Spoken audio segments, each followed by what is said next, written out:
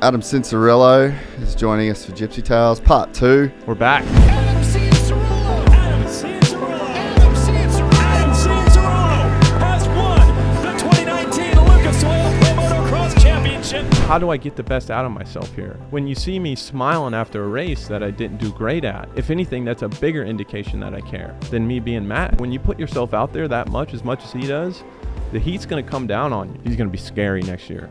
Scary. It's unbelievable. I mean, it's just the best we've ever seen, period, at 21 years old. I hate when people come up to me and they're like, oh, I feel so bad for you. What do you mean? Don't, homie. What do you mean? People won't remember my racing very long, but if you take yourself outside of the scope of like what I thought success was growing up, was like, okay, I have to be Ricky. If I were to still be thinking like that, I'm a complete failure. That is not everything.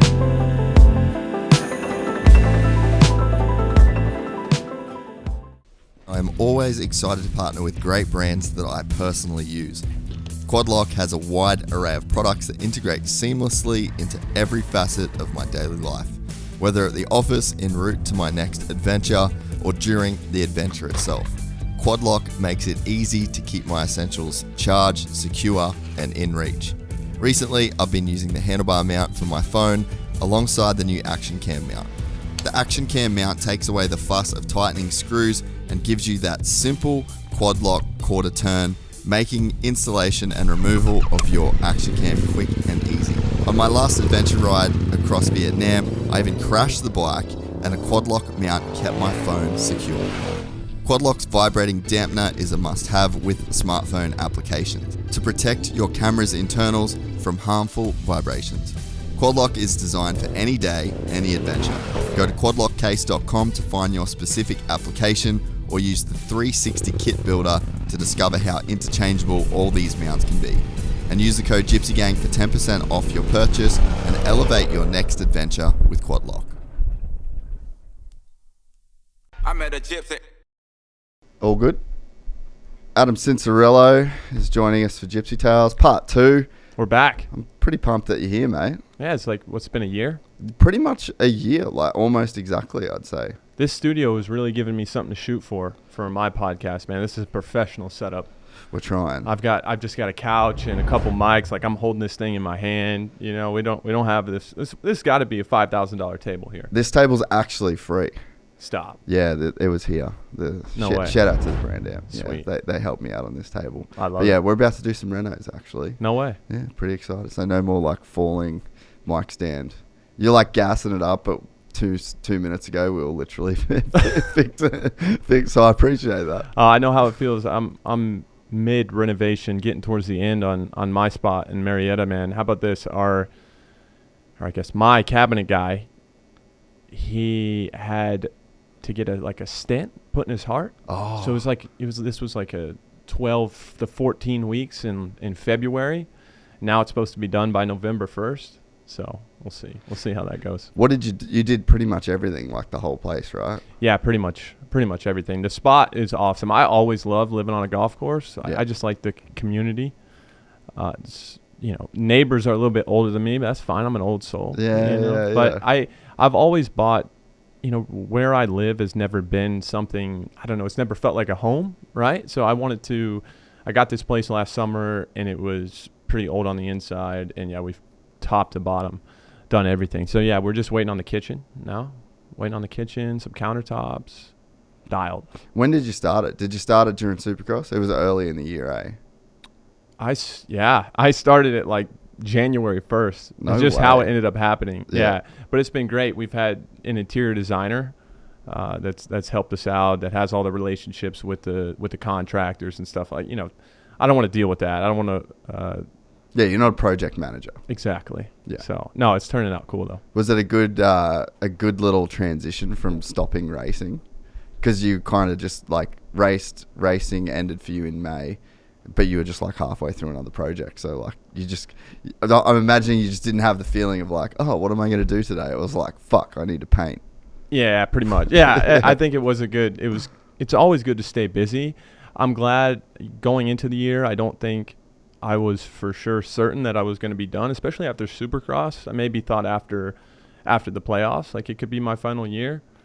But being busy has been I'm glad that I was able to have some time to know what was going to happen. So I've kind of had a plan. I've been thoughtful about, planning my weeks out, planning my days out. And the motocross community is cool, man. I had like Rick Johnson called me, anything you need. I've had a bunch of people reach out to me, and, there's like I guess it's kind of like a brotherhood. So it's been cool.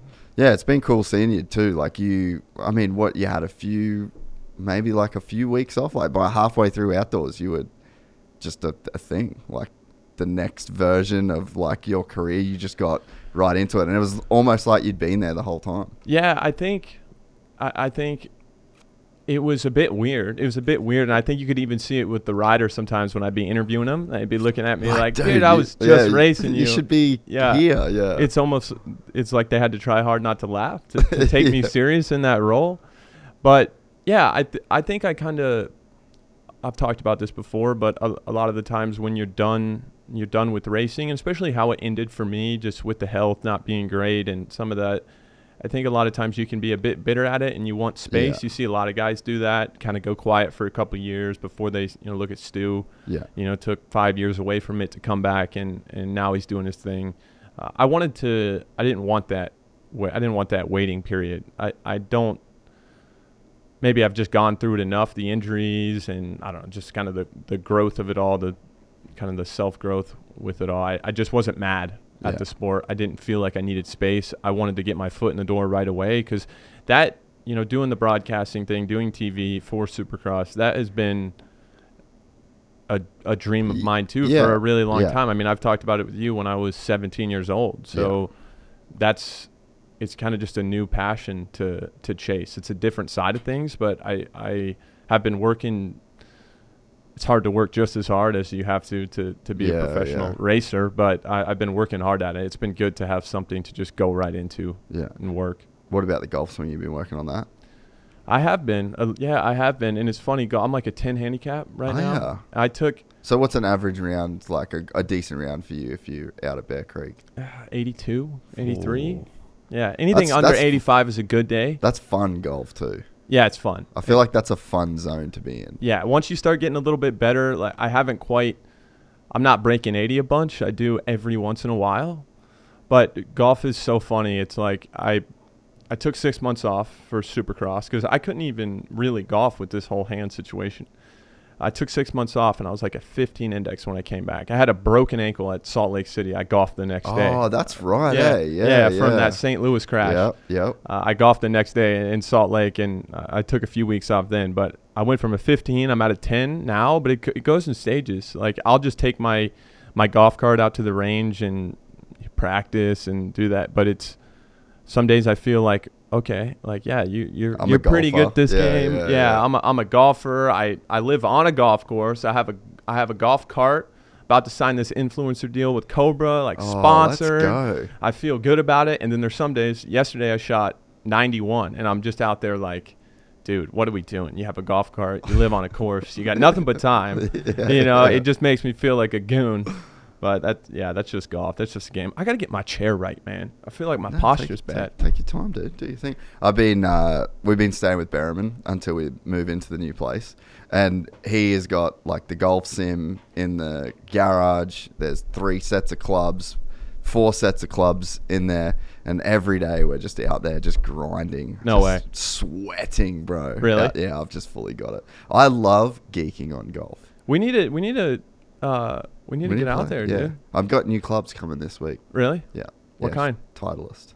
Ooh. Yeah. You know those, what are they called? T200s? Not blades, right? Nah, they're the... T300 maybe. Nah, T200s. Is it 200? They're the ones in the middle. They just come out. They're like the TaylorMade P790s. They like to compete with them. Yeah, so you got a bit of a...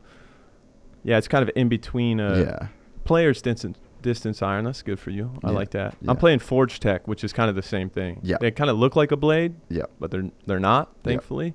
I'm all over the club face. Oh, really? I think if you were to watch my swing, like, I'm the most unathletic guy that's ever made money being a professional athlete. It is weird, eh? Right? Yeah. I don't get it. I respect it, though. I don't get it. But if you were to watch my swing, it's not very athletic. Yeah. You would think I shot higher than I do, but I just can do some it's just weird how I end up playing well. For sure. Let's go to the gram. I want to. Have you got any golf content? I think I've got something on there.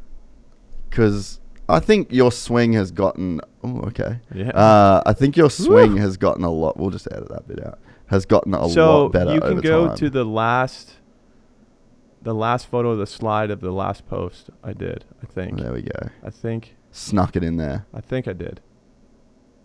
Because I mean, that I is like tight that. though. I like that is tight. RC took that picture. Really? Yeah. Was it just on the monitor? Oh, you go to the Charlotte post. I might have done it. That might have been it. No, keep going. Yeah, that one. The last slide here. Yeah. Here we go. I saw this for sure. Yeah. Sound up. I want to hear This is it. full. I've been playing this. I've been playing this pull. So and that's on went 18 left. at Bear Creek at my course, and that's left bunker. My friend Tyler Keefe, he managed. He golfs quite well. Yeah, he lives right across the street from me. We play all the time, and it's funny. He's like really athletic. He's got an athletic swing, but we're about the same, about a 10 index, and I can get him consistently. I can get him over we'll play $50 per 9 or something, and I can 70% of the time get him on consistency because he'll be like 3 under through 4 and then go quad triple, but he'll always press me, which means not golf lingo. It's a press is basically like double or nothing, more or less. And on 17 and 18, this guy turns into Ricky Fowler every time. 75-foot putts, no problem. I mean, the shots I've seen, absolutely incredible. But yesterday I did the same thing. Beat him both 9s, and then he pressed me, but we tied. We both put it in the water right here on 18. Yeah, right. It's a tough course. It is. It's a beautiful course. Dude, anytime you want. Yeah. Let's go. No, I'm getting some clubs, and I'm gonna get out there. I'm a bit of a range geek though. Yeah. Like I'm the Just kind like beating balls. Dude, I can just go for. You should have seen me the other day. We're in the garage. It was 100 degrees, and I was hitting into a net. Just into the screen with he's got like the Oh. GC2 there, so you can. I just got one of those full swing launch monitors. Oh, Things like $25,000. I didn't pay for it, thankfully. you got one of those back. Golf influencer. Where are you setting it up? No, you can it's a portable unit. You take to the range. Yeah, it's super easy. That thing. I think I know the one that you're talking about. I think it's $25,000, but now that you got this, it might not We be don't have to say $2,500. we don't have to say. But the price. We can pick and choose what we show the people. Yeah. What's it called? It's called a full swing launch monitor. These are the full swing is like the simulator to have in your house. It's like what Curry has, what Fowler has. A lot of these guys. This is it right here. What are we looking at price point? I was told $5,000, not $25,000. No, it could be a different model. Still, there's different models. Yeah. Big T's using it. But give me the numbers. Like I'm the full number guy. Like what's your normal score? What do we? Oh, I haven't played properly for a long time. Really? Yeah. I don't even know if people know, but this podcast was going to be a golf podcast. You're kidding. What, bro? I didn't really know you were into it. I was so into it early days. Like when I lived here, the first time I didn't ride moto at all. I just was full golfing. Me and Hammer every single day. And, really? Yeah. He's cool. And I used to just golf with everybody all the time. It's all I fucking did. No riding, no nothing. And then it was like 2015, I started this thing called Fader Golf. And I was like, me and Wes were working on it. I was like, let's just do the verb moto of golf. I'm like, golf is about to blow up deluxe. Yeah. And started doing the podcast, the Fader Golf podcast. We were going to President's Cup 2017. You're kidding. I was in it, dude. And then when I moved back to Australia, I didn't know one fucking person that played golf. So it just died. Cameron Smith, right? Well, he was away. He was busy. Yeah, he was. Yeah. Making a couple bucks. Adam Scott, he was cool, but he was always gone. I always consider, like, I feel like you're a high energy guy. Like, you're very productive on the go. I find those are normally the people that don't like golf. Oh, no, I love it. But I've got like a little bit of autism, I think. I think everybody's a little on the spectrum. Yeah, I think that whatever that I've got, like the sprinkle that came over me, just means that like I can just do the same thing 1,000 times. Yeah. So like I go to the range, get the launch monitor, and I'll be like, okay, I want to work on my angle of attack. 3 hours later. You're kidding. Yeah. So intentional practice. You're not just out there beating balls. No. I just range rat. Just the full range. What's the Rain Man like? I love it. So yeah, let's play. Yeah, I'm keen. As soon as I got a cart, dude. Thing rips. Oh, is it unlocked? Yeah, it goes fast. Sick. It goes like 35. It must be cool to be able to like just have that there all the time. Like it's such a, for people that don't play golf or don't get it, like to go out there, you're not on your phone, you're in the outdoors, the weather's good, cart girl brings some drinks every now and again. Oh, yeah. You're playing with the buddy. Like there is no better way to burn 4 hours. I have a big old speaker on my cart now too. I just hook it up, roll straight. It takes me 2 minutes to get to the range. It's nice. You skip the line too. Like this is normally like a 60, 50-year-old kind of thing. Yeah. And you just skip the line and you just have like years of doing it. Exactly. You're going to get it so dialed. I hope so. The shoulders thing, I'm always upset because I don't have any range of motion in my shoulders. I've actually been doing PT, trying to get some of the things that are bothering me to a sustainable spot for life, so I don't have to get a shoulder replacement when I'm 35. Yeah. But just my range of motion is bad, so I have to work around it quite a bit. But golf has always been something. I started playing it with Cole Seeley and Christian Craig summer of 2017 in Florida. And I think since then, having some injuries and being able to say, wake up in the morning and have a purpose and say, of course you have your PT and staying in shape and all that, but to say, okay, I'm going to go get better at something. You're going to get better at golf. And I've just met so many good people through that. It's such a great platform for networking and just hanging with your boys. So many of my friends, good friends now, have come from golf. So it's been, I would like to find a way to be, as I said, I'm working with Cobra now. I'd like to find a way to be a bit more involved in that industry, just to spread my wings a little bit. Yeah. You know? I could see you doing whatever you want in it, really. Yeah. So I think I really like that industry, and I've spent some time. I had in 2022, I went down with my agent Steve. Yeah. He Great knows golfer. all these guys. Yeah. And we actually have a property up in Gaza Ranch, it's a discovery property up in Idaho, where Bieber's up there, Wahlberg's up there. Yeah. It's like $1 million for a membership there. So I don't have that membership, but I go and play with Steve. Yeah. There I played with Ricky and a few of his buddies at Jordan's course down in Jupiter. What's it called? Title 23 or the Grove. That is. The Grove. Yeah. They have drones that drop snacks off to your cart. It's the wildest thing ever. That's mental. But just golf has put me in some spots where I look around and I'm like, I just never really looked at myself as being up here. And you kind of get in those circles and you look around and you're like, am I one of these guys? Yeah, like, should I be here? Yeah, and no, but it's cool. It's a good game. There's 2017. We went to President's Cup, and it was the sickest event. Like we went with Jeremy, a bunch of his mates, like had a bunch of golf mates, and there were a few boys from the PGA, and we just spent like a 3-4 day like boys golf weekend in New York. Sick. And we played this course. I think it was called Ridgemont, and it was like a New York $750,000 a year to be a member kind of deal. Like the whole day that we were there, choppers were flying in and flying guys out. Sick. But it was just such a cool experience. Like you say, you're just in this insane place that you kind of like never really thought you'd be. And I was so fucking hungover, bro. Like, no, I threw up. We've all been there. Threw up in a trash can on one of the tee boxes, and I'm just like, fuck. But I bet you were on time.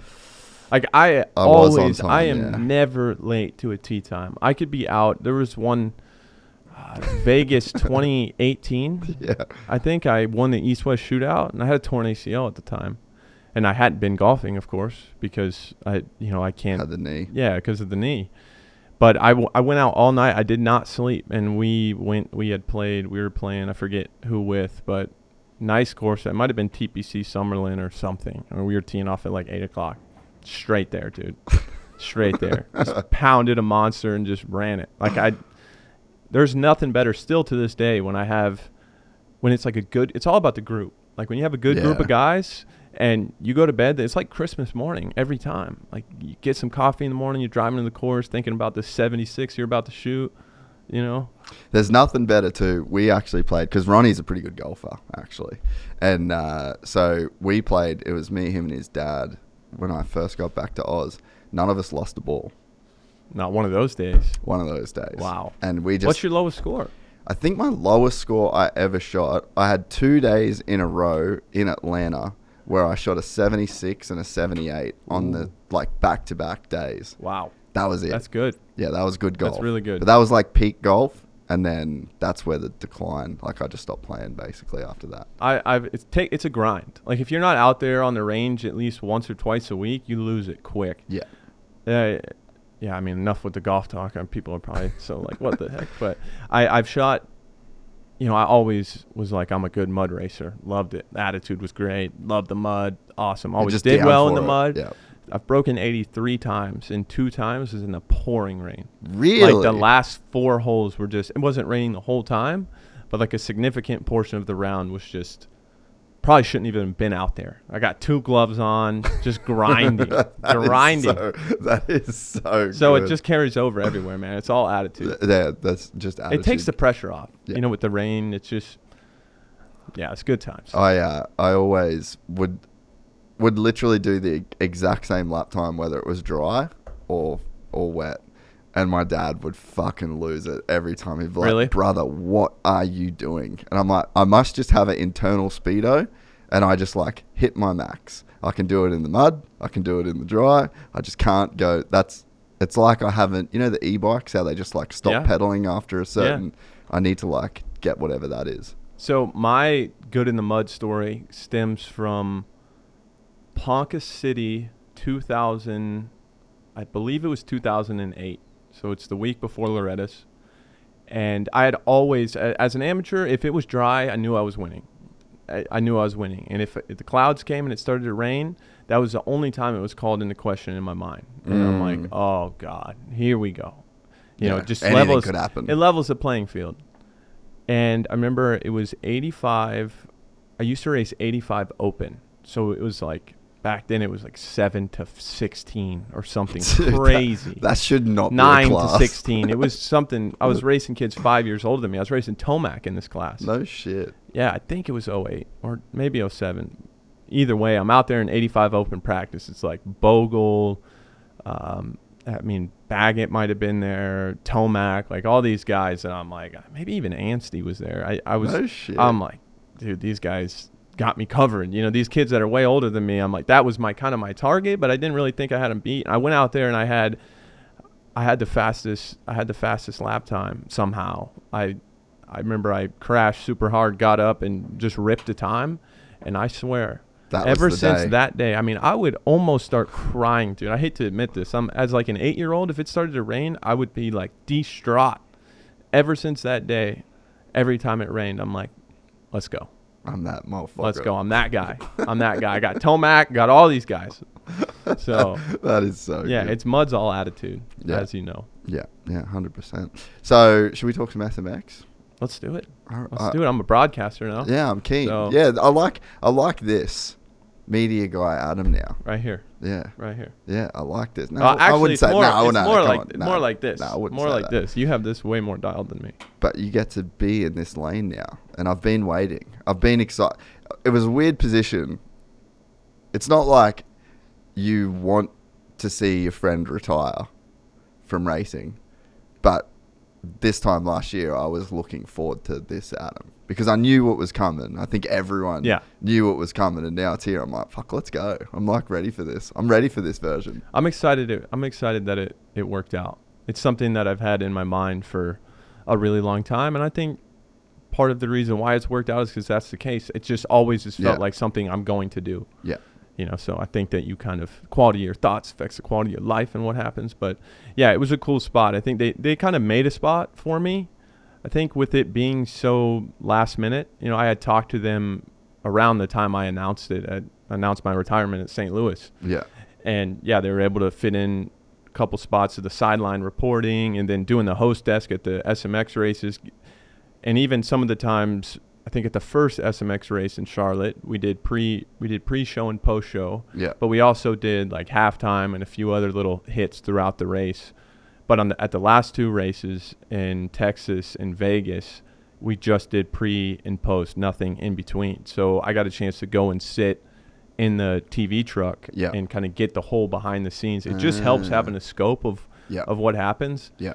And it is a completely different, it'll change your perspective on how it all works, being behind the scenes. There's so many, I mean, you know how it is. There's so many moving parts and so many people that have to do their job and do it well for it to come out great. And it's really difficult. And I think that's what makes it fun. You know, it's a challenge. Like when you're about to go live, especially especially in Vegas under the lights, last race. Oh, and you guys were like right there. You had the podium right there, and the track was like you were kind of in it. Yeah, in it, and just feeling, it's just kind of a surreal feeling. Like I'm looking at the guys, even in Texas.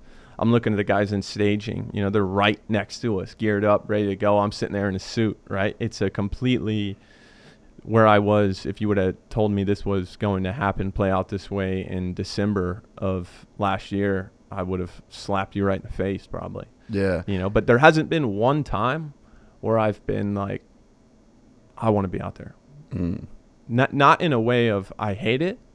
I just feel I'm where I'm supposed to be. Oh, dude, for sure. Like there's definitely just like stages of your life that you go through.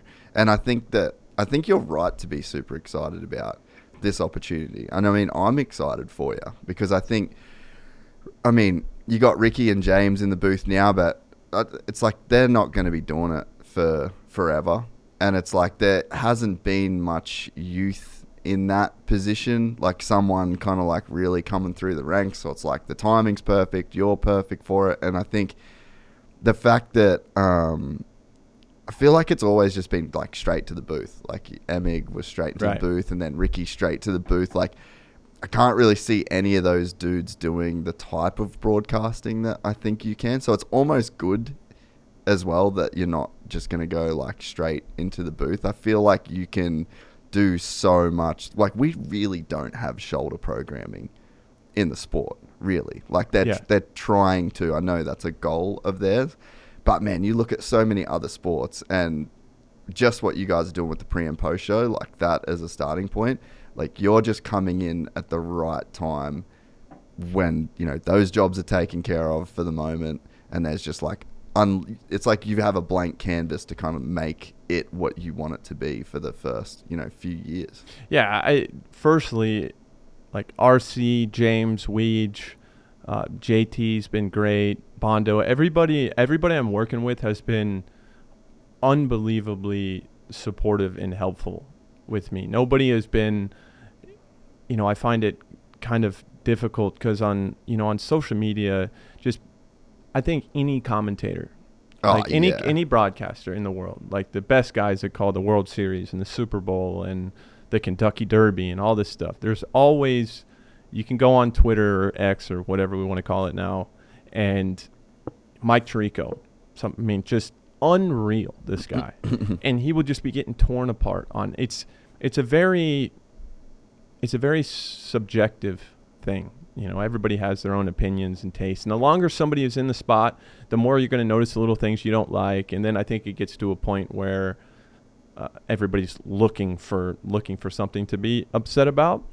But nobody has been like threatened by me. RC and I have been hanging out. Everybody's been really cool. So I just think like the camaraderie within the team, everybody wants to see everyone else succeed, and the environment has been probably the most fun thing about it. Is everybody works hard at it.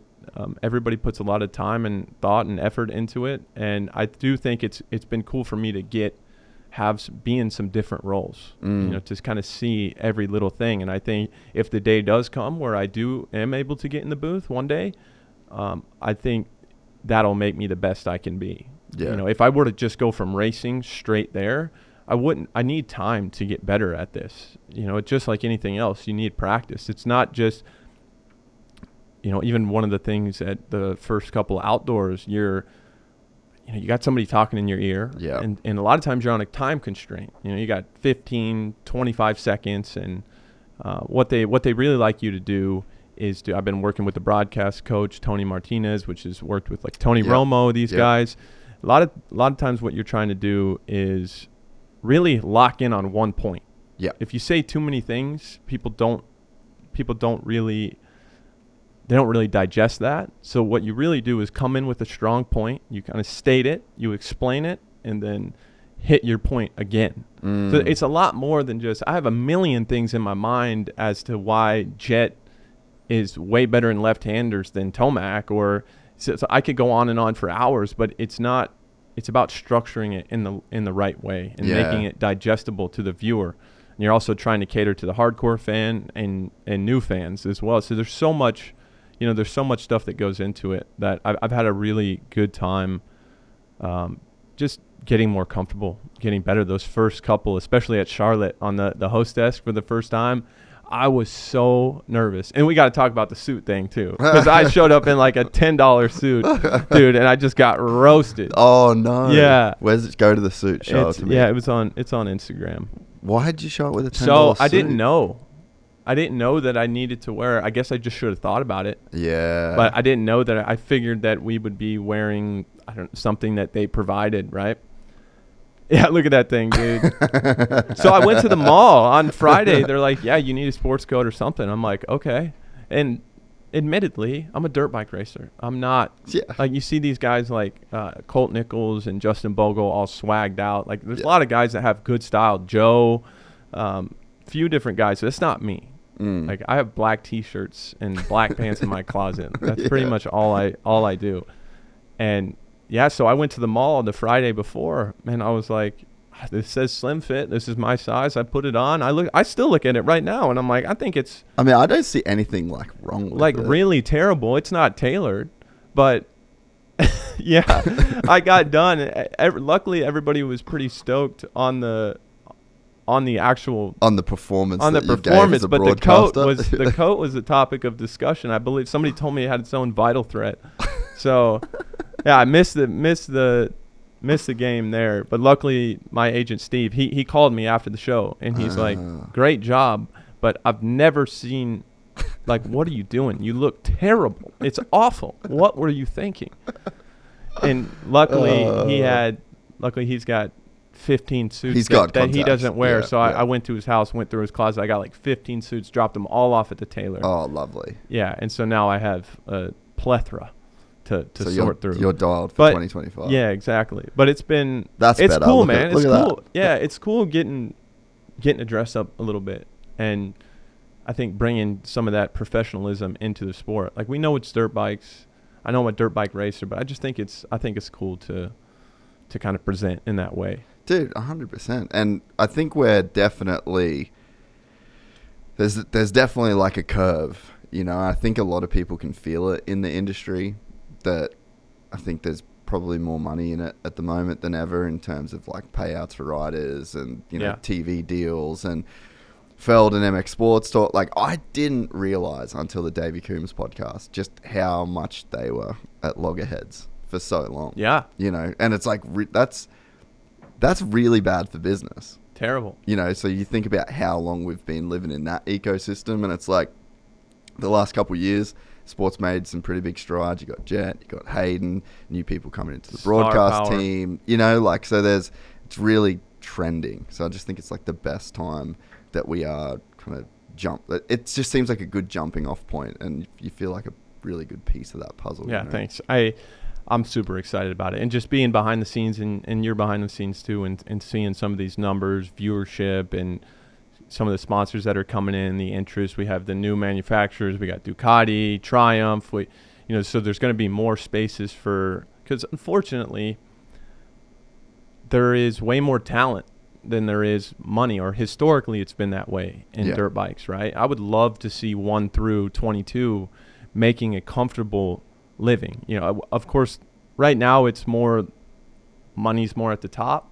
If you're a top 15, 250 guy, you're maybe making 150 250-ish, it's kind of middle of the road average factory rider. Top guys are making 500-ish from the team. And I would just love to see it to where there's just a little bit more opportunity, because I think the thing about dirt bikes that makes it so difficult is it's not integrated into any type of school system, right? It's not like you're playing baseball after class or something like. So these kids are going, and especially now, like these kids are 6 years old at training facilities, homeschooled, grinding, and they're giving everything up so young, and that's what I did. You make a decision. I made a decision before I ever really made a decision. Yeah. And I mean, most of these kids have no other. I didn't have any really other skills. Of course, I always tried to learn and pay attention and keep up with culture and just in general try to have knowledge. But I think if we could just make it to where, like, at least you can make a living. Like, at least you have a starting point in life. Because most kids give everything up. They go, and, like, the average career, I feel like, is maybe 4 or 5 years. Yeah. And a lot of these kids are getting a ride, coming in, and not getting results right away, and they're out. So I do think there's more money than ever, and I think we just got to keep going. I think we just got to keep growing it and making decisions. I sat down with Dave Prater, VP of Supercross. That was cool. Did that podcast with him before Charlotte. He was great, and even talking to him behind the scenes, a really smart dude. I wish he'd spend more time in public. Yeah, exactly. Very reasonable. A lot of thoughtfulness. A lot of time is spent going into some of these decisions that everybody hears about. So I do think it was cool to have him on there and give him a bit of a platform to kind of explain himself, right? But I really do think, and I'm not just saying this, I really do think that Dave is perfect for where we're at right now. And I think what we're going to see in the next 5 years, like with Hayden, it's crazy, man. You go to a Supercross race now, he could be in 12th place. And fans are following around the entire track. Yeah. Like, that brand is going to do so much for the sport. We have Jett, of course. I think, and sometimes me getting so far detached from amateur racing, you stop to you don't know the guys' names, right? But, like, I went to Loretta's this year. There used to be gaps. Like, I could win by 20 seconds, or Cooper Webb can win by 20 seconds, or that. Everybody is so close. Really? So close. And it's not because – I don't think it's because there's not one standout guy. Yeah, they're all standout everything guys. Is so transparent now. Most of those kids are probably riding together at some facility in Florida or Georgia or wherever. The level is only going up. And I think it can seem, when we watch these dominant rides by Jett or Hayden, sometimes during the week you can be kind of scratching your head thinking, is this what we're going to watch for the next 10 years? Is it just going to be boring? I just think it never works out like that. The funny thing, though, is, and this is what I say to people, is, like, the sport had its most extreme growth during Jeremy McGrath era.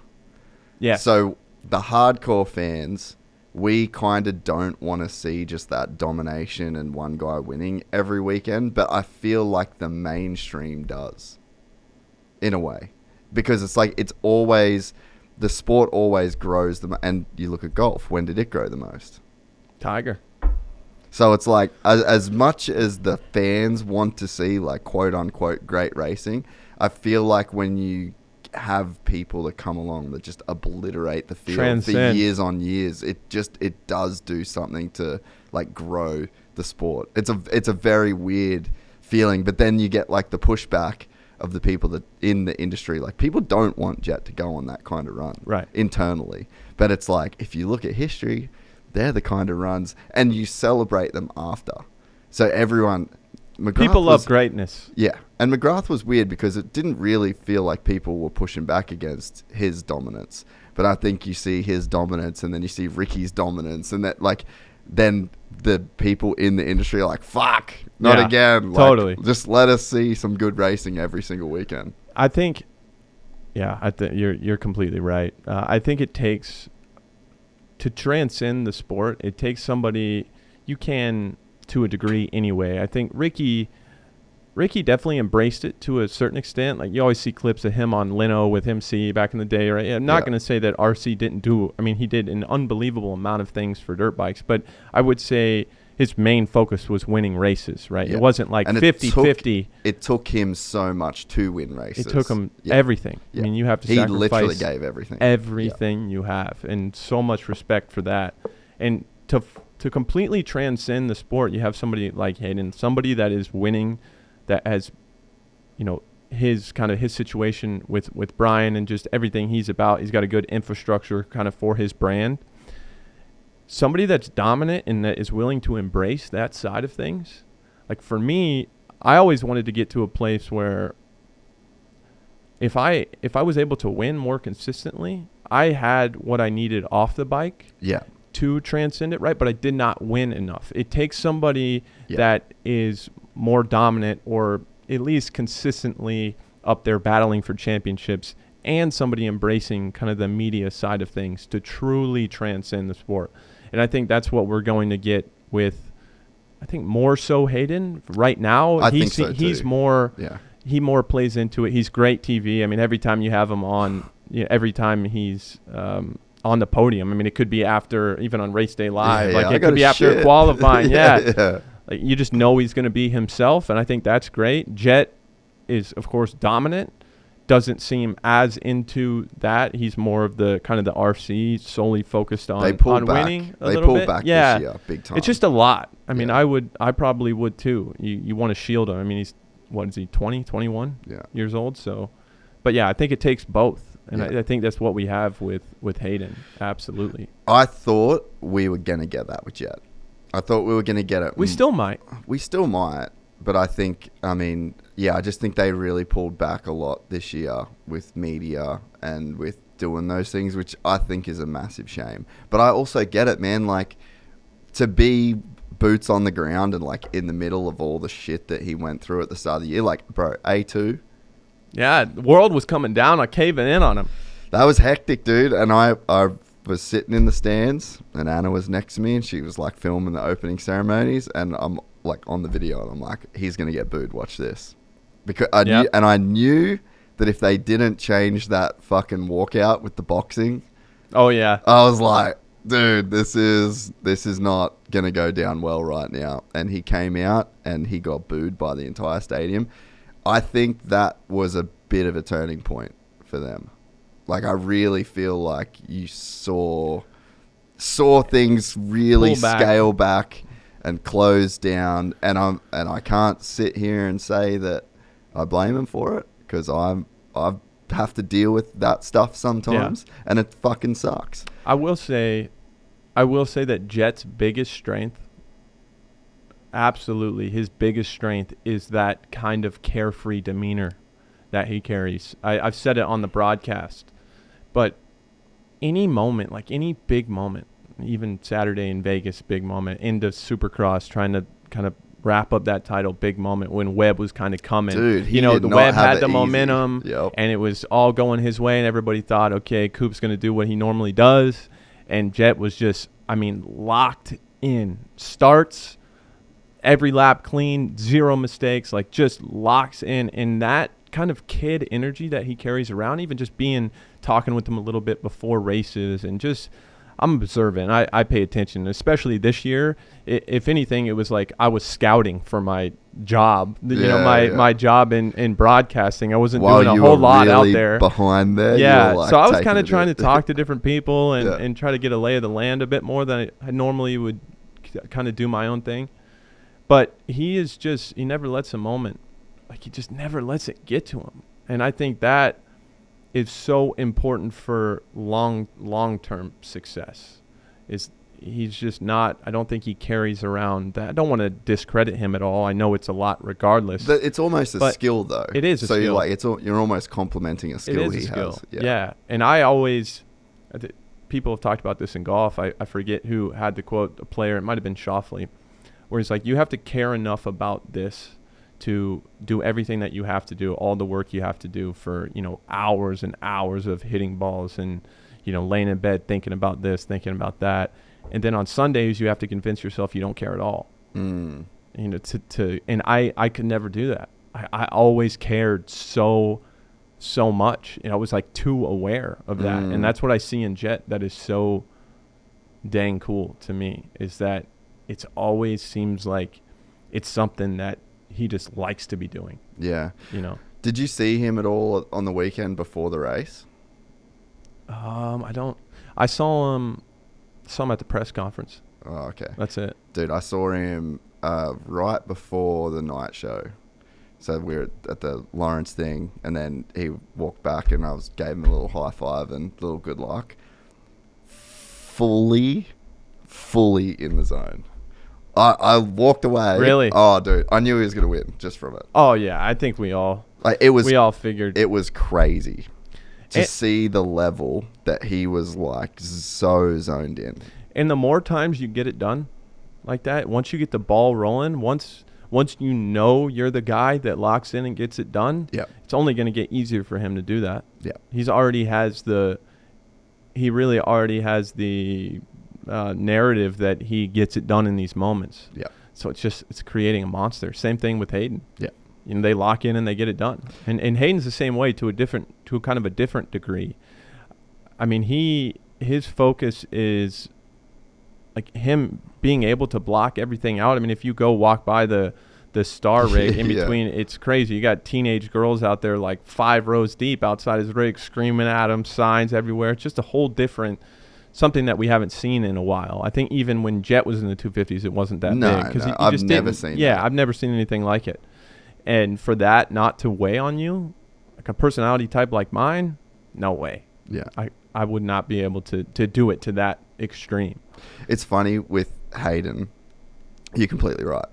But with Hayden, everyone would always say, remember the narrative with him before he went pro was like, oh, he's got all the cameras are on him all the time. It's going to be the biggest distraction. It's like, no. They actually train that kid to not give a fuck about anything. Zero. Literally not even there. Yeah. That's just crazy conditioning that you can't fake that conditioning. And I feel it a little bit with the podcast. Like, I mean, it's probably to a fault. Right. Where I don't give a fuck. Yeah. That's what makes it good, too. We're in here talking and, like, whatever. Yeah. I leave here and I'm like, probably shouldn't have said that. Probably shouldn't have said that. I should probably tell Alex to cut that out. Clip goes up. Fuck. Whatever. We're here now. So it can happen over time, right? To where you do a thing so many times that you just get completely desensitized to it. And that's what they did with him. So it's like he knew the fandom that was coming in, and he just fully doesn't embraces care. it. Yeah.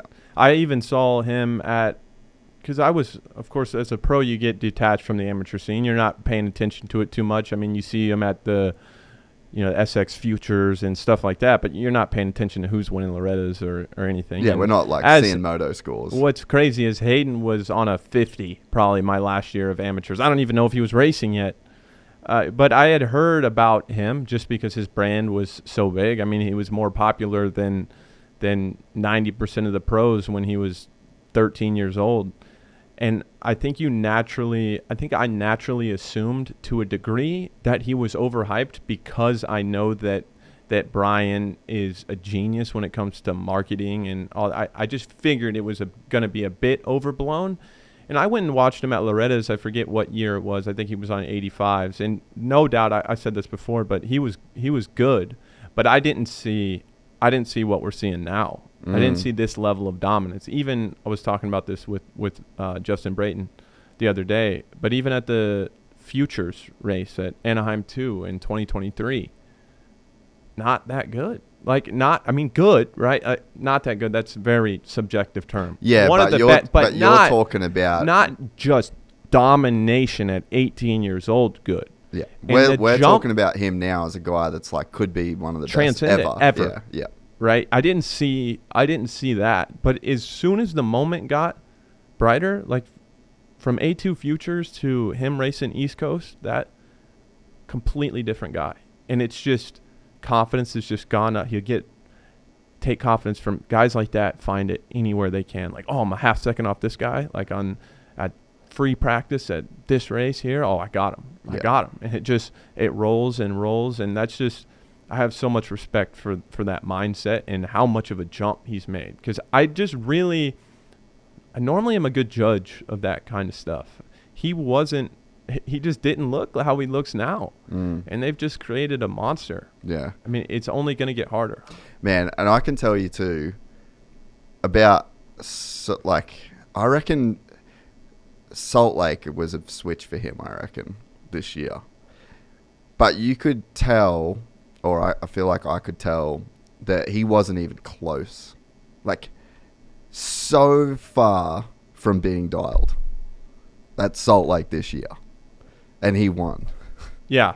And it's like he's not even close to being what he can be. And the work they put in this this outdoor season, like so the change, look before Salt Lake and after to now, you know, and it's like he just figured some shit out, man. And it's like there's these mental milestones that he's gonna take throughout his career, and you take him through life, right? Like as you get older, I think back to my life, like there's some things that I did where once I did that thing, it was like, oh, I unlocked a new thing in me, and then I use it to this day. Yep. I just use it every single time I have this thought or this scenario happens to me, like bang, it's like an automatic thing.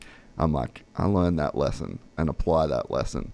And it's like, you think about a kid that can win now at 18. That's like, he is a kid still, you know, like still incredibly immature. And that's not a diss. That's just, we're all 18. So it's like the jump that he's going to make between like 18 and 23. It's like, Jesus, dude. Yeah. I lost my train of thought. I had something really good. Maybe it'll come back to me. It's pretty impressive, though, what he did this year, like 5 of the 6. That's what I'm going to say. Good racers can win on their good days. Great racers can win when shit hits the fan. Yeah. When shit hits the fan. Like clockwork. Like MC in his prime, RC, Stu, RV. These guys, on their bad days, they get it done. And yet, like you said, Salt Lake, same thing. And I think if it would have unraveled for Hayden, because at the start of the year, you forget where he's at now compared to the start of the year. We didn't really know his status coming in with his health. They kept the injury very the quiet. Wrist. Yeah. He didn't have that many days on the bike, but because he kept it so quiet, everybody was like, oh, maybe he's just kind of having a sophomore slump a little bit, and he was catching some heat. That's the thing. When you put yourself out there that much as he does, the heat's going to come down on you. Yeah. When you don't do it. And I think it was a blow for him not to win that title. You know, I think it was probably the best thing for him, though. Oh, really. for sure. But I think he's right on schedule. Yeah. You know, with what he's going to be scary next year. Scary. He's just got to stay healthy. Yeah. Yeah. Did you see the crash that he had that broke his wrist? No. Is that on Instagram? I'm pretty sure they did post it. It was huge. Really? Big old huckabuck through the whoops, dude. And you look and you're like, yeah, I could see how that would break something. Well, how many years do we think until he's 450? I reckon going to do one more or two more? 250. I'd say they'll do it as long as they can. Really? For sure. Yeah, well, I mean, he's 18, right? Yeah. Why would you? Yeah, so I'd say he'll do 25 Supercross Motocross, obviously, 26 Supercross. You might see him go 26 outdoors, but that's a 20-year-old. No, yeah, 20-year-old. Yeah. Like, that's pretty gnarly. When did Jett get on a 450? 20? 19? 19, probably, yeah. It's insane what, just like the... Hayden's got to get... It shouldn't be like that. Like he's got to get a little stronger just because he's a little bit smaller. Jett is just... I don't know, you Australians sprout up young, I feel like. Remember Hayden Melross? Big dude. He's like a year older than me. I remember in amateur racing, dude. This guy looked like he could be my dad. Brad West. Have you seen West? Oh, yeah. Fucking unit as well, bro. I know. Yeah. Wild. And he's like jacked. He's not even just a big He's playing for some XFL team. Brad Wade. He's... Oh, you're talking about... the rider, Brad West. West. Yeah, I was thinking of the punter. Brad Wings. You know what I'm talking about? No, you don't know? He's like OBJ's boy. Oh. He was on the Giants maybe 5 Yeah, 6 years okay, ago. okay, yeah, yeah. anyway. Completely different. No. So but yeah, I know what you're talking about. Big fucking dude. Yeah. You know, like the guys that have like square pecs. Yes. Yeah, those dudes. Yeah, that that's ain't me. Nah, bro. Not me, I dog. didn't even have any. 0. Did you find that shit, Rose? It's slow at the moment. Oh, It was fuck. just bad. Yeah, I think the Lappy's gonna die. What was it? Yeah, the trajectory that you can follow doesn't make sense. That you can be a 20-year-old and just be. Especially now. Yeah, that's what I'm saying. It used to dude. be different. Guys used to come in at 16, 17. I mean, not everyone, but just RC, just back then it was just different. There was more separation. It's just like anything. Just like anything. I mean, it's great as Tiger was. You drop 2,000 Tiger in 2024, he's probably going to win more than everyone else, but he's not going to win as much. But guys like MC, guys like RC Stu, they're the reason why we're where we're at as a sport. Yeah, You know? those guys are definitely standing on the shoulders of giants. Absolutely. You know, you just see the foundation that got paved and the difference. I mean, we talked about it a bunch in that mashup. You know, like James was in Haines City doing his thing, and Ricky was doing his thing, and Chad was in Dade City, and K-Dub had his place, and like By themselves. everyone was separated. Everyone was I think I'm soft because if I had to do it every day by myself, yourself. You don't reckon you could have done it? oh, I could have. I would have. But I don't think I would have liked it. Yeah, so you It's like way the vibe. more fun. Yeah. It's way more fun. Guys like Chase. Chase was always seemed fine with riding by himself. But I grew up riding with people. Like I would have Well, you friends went to come stay at Villas the house. early too. Yeah. 2010. 16? Oh, was it that early? Oh, yeah.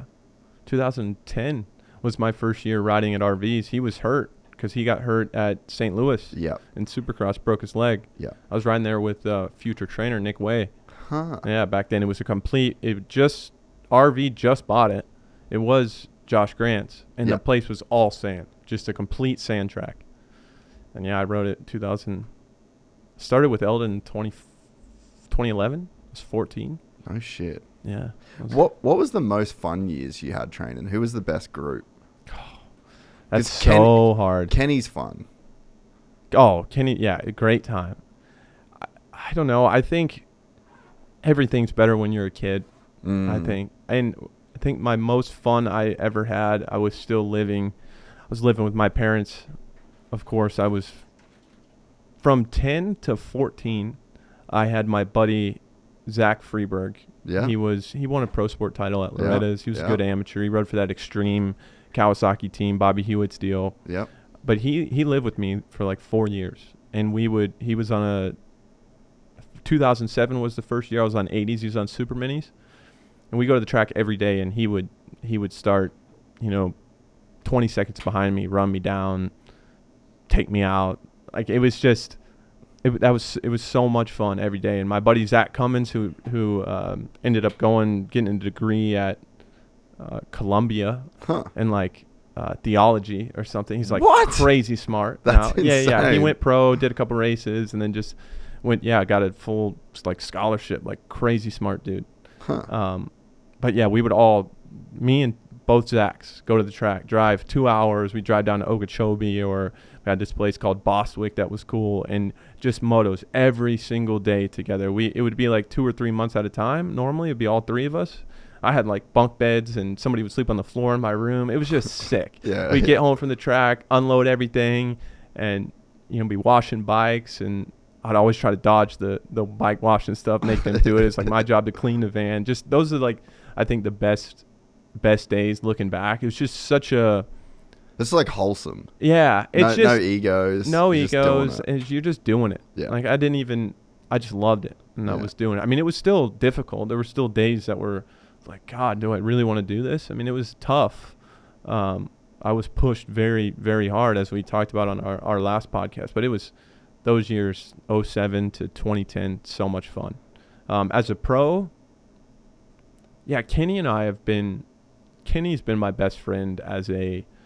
Like the close, I actually don't have that many great relationships with the riders. I've always kind of done my own thing. Not like I don't like anyone really. I just kind of keep to myself. There's kind of like cliques in, within the community. And I've always just kind of been out of it. I think a lot of the times, like, everybody knows who's sleeping with who, and like, kind of all that deal. And I remember it was Chase and my social media guy who I do the podcast with, Shane Doyle. Yeah. I'm like, they were at the house when Chase was doing the pod last year, and it's just an example. And I'm like, do you guys know, like, you heard stories about me with chicks or anything? And they're like, no, dude, it's radio silent on you. And I'm like, that's why. Yeah. Like, that's why I do my own thing. I do not like that stuff being public knowledge, right? So I've kind of always done my own thing in that way. But Kenny and I have always been, like, just consistently tight. And working together with him's fun. Everybody that knows Kenny knows he's one of a kind. Yeah. And it's just, he's seen so many stages of my life. I've seen so many stages of his, from him just moving to the U.S. and starting with Eldon, and I was just turning pro, just two, like, he was single such a dudes, wild like, dude back then, bro. Yeah, wild. And we're just, I had my first drink with Kenny. It just, we've been there for a lot of different, like, life events for each other. And now, of course, he's got a family, him and Courtney, kids, everything. I'm just still single dude, just living out here, just trying to make it. But yeah, I'd say training with Ken was always a lot of fun. Kenny's the guy too. I love Kenny knows himself to the point where he fully has created his life. That's one of the things that I love about Kenny, and always found, like, similar in terms of one of the reasons why I really liked him. I thought we got along, is he's just like, this is the way I want to live my life. This is who I am. I'm building it like this. You're either fucking on the boat or you're off the boat. And he knows, and that's fine. He knows who he is. Yeah. Too. And I think there's a point, I know you're a self-improver like myself, but there's a point in self-improvement where, you've heard the idea that just by the idea of improving yourself, by saying I'm improving myself, you're kind of admitting in this at the same time that you're inadequate as is, right? So there's this level of self-acceptance that has to come. Not that you can't strive to be better, but that's why I like being around Kenny, is he just knows who he is. He accepts himself, his highs, his lows, and how he is. And I think that's been a great example for me to be around, just being so critical of myself all the time, and just getting more of a place where it's like, yeah, I could do that better. But, look at this, and this you do. Like, this is, just giving yourself the proper, just having a good relationship with yourself. I always feel like Kenny talks to himself in a positive way. Not that he can't, not that everybody has struggles, right? But I just think in general, when Kenny's down, he's like, I think he's just got that inner belief in himself. That's why as soon as you feel like he's irrelevant, as soon as you feel like he's fallen away, he'll come, like last year, SMX, and battle with Jett to the last lap, or, beat him, or he's just got that. He's got whatever that is. And like you said, he's great at engaging in his life and making decisions. And that's another thing that I really admire, that I would like to be better at, is I sometimes have a tendency to kind of have all these ideas, but kind of paralyzed. That's which way I can go. It's like you're almost too aware. Yeah. There's so many things I could do, so many places I could live, so many places I could go, and do I want to live my life this? So I just end up kind of just staying back, and I would be better off just jumping into something and figuring out if I like it or not. Yeah. So that's another thing I like about Ken. He just goes for it. Yeah. It's not much overthinking to it. Have you read a book called Wild Problems? No. There's a really good book called Wild Problems, and it's basically kind of speaks to what you were just talking about, where it's like you've got all of these decisions that you could make, or like things that you could do, and this book like kind of gives you a framework of how to like mentally think about those kind of things. And I read it as I was like getting married, because that's a good one. It's a wild problem. Yeah. Big decision. I read this book. That's great. It's perfect timing for me too. It's called The Second Mountain. Oh, did you send me this? I did, I think. Yeah. I actually need to buy that. We need to pull The Second Mountain. It's amazing. I think kind of the premise of it, I'll do my best in summarizing it. I've never been great at kind of relaying stuff from books. I know, but it's hard for me to explain. But basically, your first mountain is everything that society tells you is success. Like in me, it's racing. Everything, all I wanted to do was be the best at this, right? And I think one of the reasons why, well, I guess we'll get into that. And basically, everybody gets to the first mountain, whatever that is, which, however much you succeed or don't, you end up getting to the kind of it's kind of more of the material things in life, the house, all the ideas of what society, whether it's a wife and kids or everything. You get to your first mountain and you figure out that there's no pot of gold at the end of that rainbow. Like this thing that you've been chasing that's been right in front of your face all along, just trying so hard to get. Once you get all of that, it's not oh my gosh, I finally made it. Most of the time it comes with a big dip, like a happiness arc that falls off. And you're like, this is my whole identity. This is everything I've put my life into right here. This is who I am, and I have it all. Where do I go from here? And that normally causes people to go through a period of like questioning everything, questioning themselves. And your second mountain is all about figuring out who you really are, like who you really are. What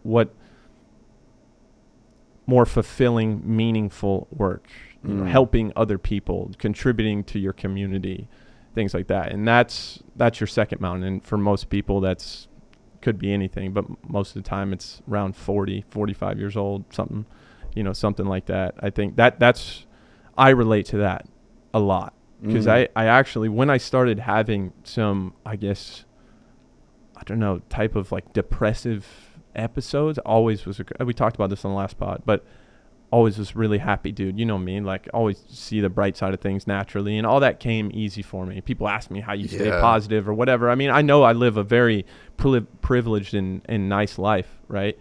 But yeah, it always just came natural to me. And then as soon as when I got to the 450 class and I had a really good rookie year, 2020, I'm doing great. I started dealing with that injury, right? But I hadn't won championships or anything, but I had the house, I had everything that I imagined. All this mountain, this top of the mountain that I was reaching. Everything you were supposed to get. It was there. Yeah. It was right around me. I was in it, and I was looking around, and I was like, I don't know what I actually thought this was going to be like, but I just thought it would be more. I just thought there would be more to it. This isn't as fulfilling as I thought it would be. There was like an emptiness that came with that. And I think that's kind of where my dip started. This is probably end of 2021 where I'm just like, wow, this is great. Don't get me wrong. I wasn't taking, like, I'm a very aware person. I know that I have an unbelievable life and opportunities and everything. So I'm not saying like, oh, my life is so hard. I had that where I'm like, I'm not fulfilled, man. This isn't everything. Like this. And I think what that comes from is that through the walk up the first mountain, you're putting your happiness there. Yeah. Because it's hard to get to the top of that first mountain. It's very, very hard. A lot of people don't ever get there. Right. And so on the way up that mountain, your fucking legs hurt. Mentally, you want to quit. It's such a struggle, but you put everything on the feeling at the top of that first mountain. Everything. To an extreme degree. Yeah.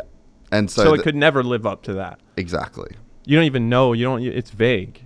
It's a very vague idea of what's waiting for you there. Yeah, It's not very thought out. It's not like this amount of money or this contract or this many wins, or I think it's just different for everybody. And I thought that I would get there, and I thought that I would be so just rapturous, elated, and that my life was going to be perfect from there. Yeah. But it did the complete opposite. Yeah. It went straight, like my happiness level just straight to the bottom. And that's what I feel like the last 3 years have been for me, is just climbing that second mountain, like really figuring out who I am, what I value, the work that I like doing, who I like to spend time around, just that. And that's where we start talking about the self-acceptance kind of thing. And as I've always strived to be better so much that I get in this state where I'm kind of constantly critical of myself. And sometimes you think you can shame yourself into being, you think it's You, like, honorable. gaslight in your yourself. head. Yeah, you think yeah, it's yeah. honorable Yep, to be yep. like, you piece of shit. Yep. Like, you be better, you know? And, well, I was actually just talking, Pierce Brown was in here the other day. Oh, sick. Yeah. What a W. Pump for him. What yeah. a W. And he was talking about, he would be so, like, outwardly negative and down and, like, to show people how upset he was that he wasn't performing Yeah. at the test track, and that Oh, I get it. I'm not great with a 10th. And dude, you see it so much, and like I know I've done that in my life as well, but it's like that's such a trap to be. And Kenny, I feel like Kenny is not like this. Just to bring it back to him, Yeah. he's one guy where it's like, yeah, bike six. fucking sucks. Cool, I'll see you tomorrow. Kind of like Chad a little bit. Just dips. Kind of like Chad Reed a little bit, where he's like, oh, I'm gonna beat these guys next weekend. He just got beat by 40 seconds, but it's like, oh, I got this, and this. Yeah, let's do it. Yep. That natural. Yep. I definitely got into spots when I was in the 250 class where I was like, I need to be. When you're really aware, you know how it is. I know you're an aware guy. There's a lot of overthinking that comes with that, and my awareness reached a point where I'm like, okay, it's not productive for me to be, I guess it's not productive for me to make this big old event out of this bad finish that I have. So I started being a little bit more like this, but then kind of everybody around me is like, oh, he doesn't really care. He's not as cool. Doesn't really care. And anymore. I'm like, He's it's not, the opposite. Yeah. And this is where the last couple of years, I think I would get a lot of crap on social media and stuff for people just thinking I'm over it. Like I'm just taking up a seat and, oh, I've got all this perspective. All of that came from me caring so much of how do I get the best out of myself here? And it's not going like this every single weekend, right? Yeah. And so when you see me smiling after a race that I didn't do great at, if anything, that's a bigger indication that I care than me being mad. Yeah. Because I did that song and dance a million times. It was miserable. It's miserable to go up and down like that all the time. Yeah. So that's where I kind of was the last couple of years with it. Point of diminishing returns. Yes. Those words are just burned into my brain. What is the point of diminishing returns here with everything in life? Because there's just this beautiful curve. Everything's almost like a bell curve. You do too much. You have too much sex. It's a fucking problem. Yeah. You don't have any sex. It's a problem. It's the problem. Like there's a point where like you got to do just enough fucking. And there's a sweet spot. You can play just enough golf, but you can play too much golf. Yep. You can do too many. Life is that. Everything in moderation. That's what that balance is. And it's like just trying to find when's it going to hit that peak and like have the self-awareness to cut it off. Yeah. You know, and reset. And I think just that negativity. I was the worst at this when I was racing because I was shit. Like my brother was good.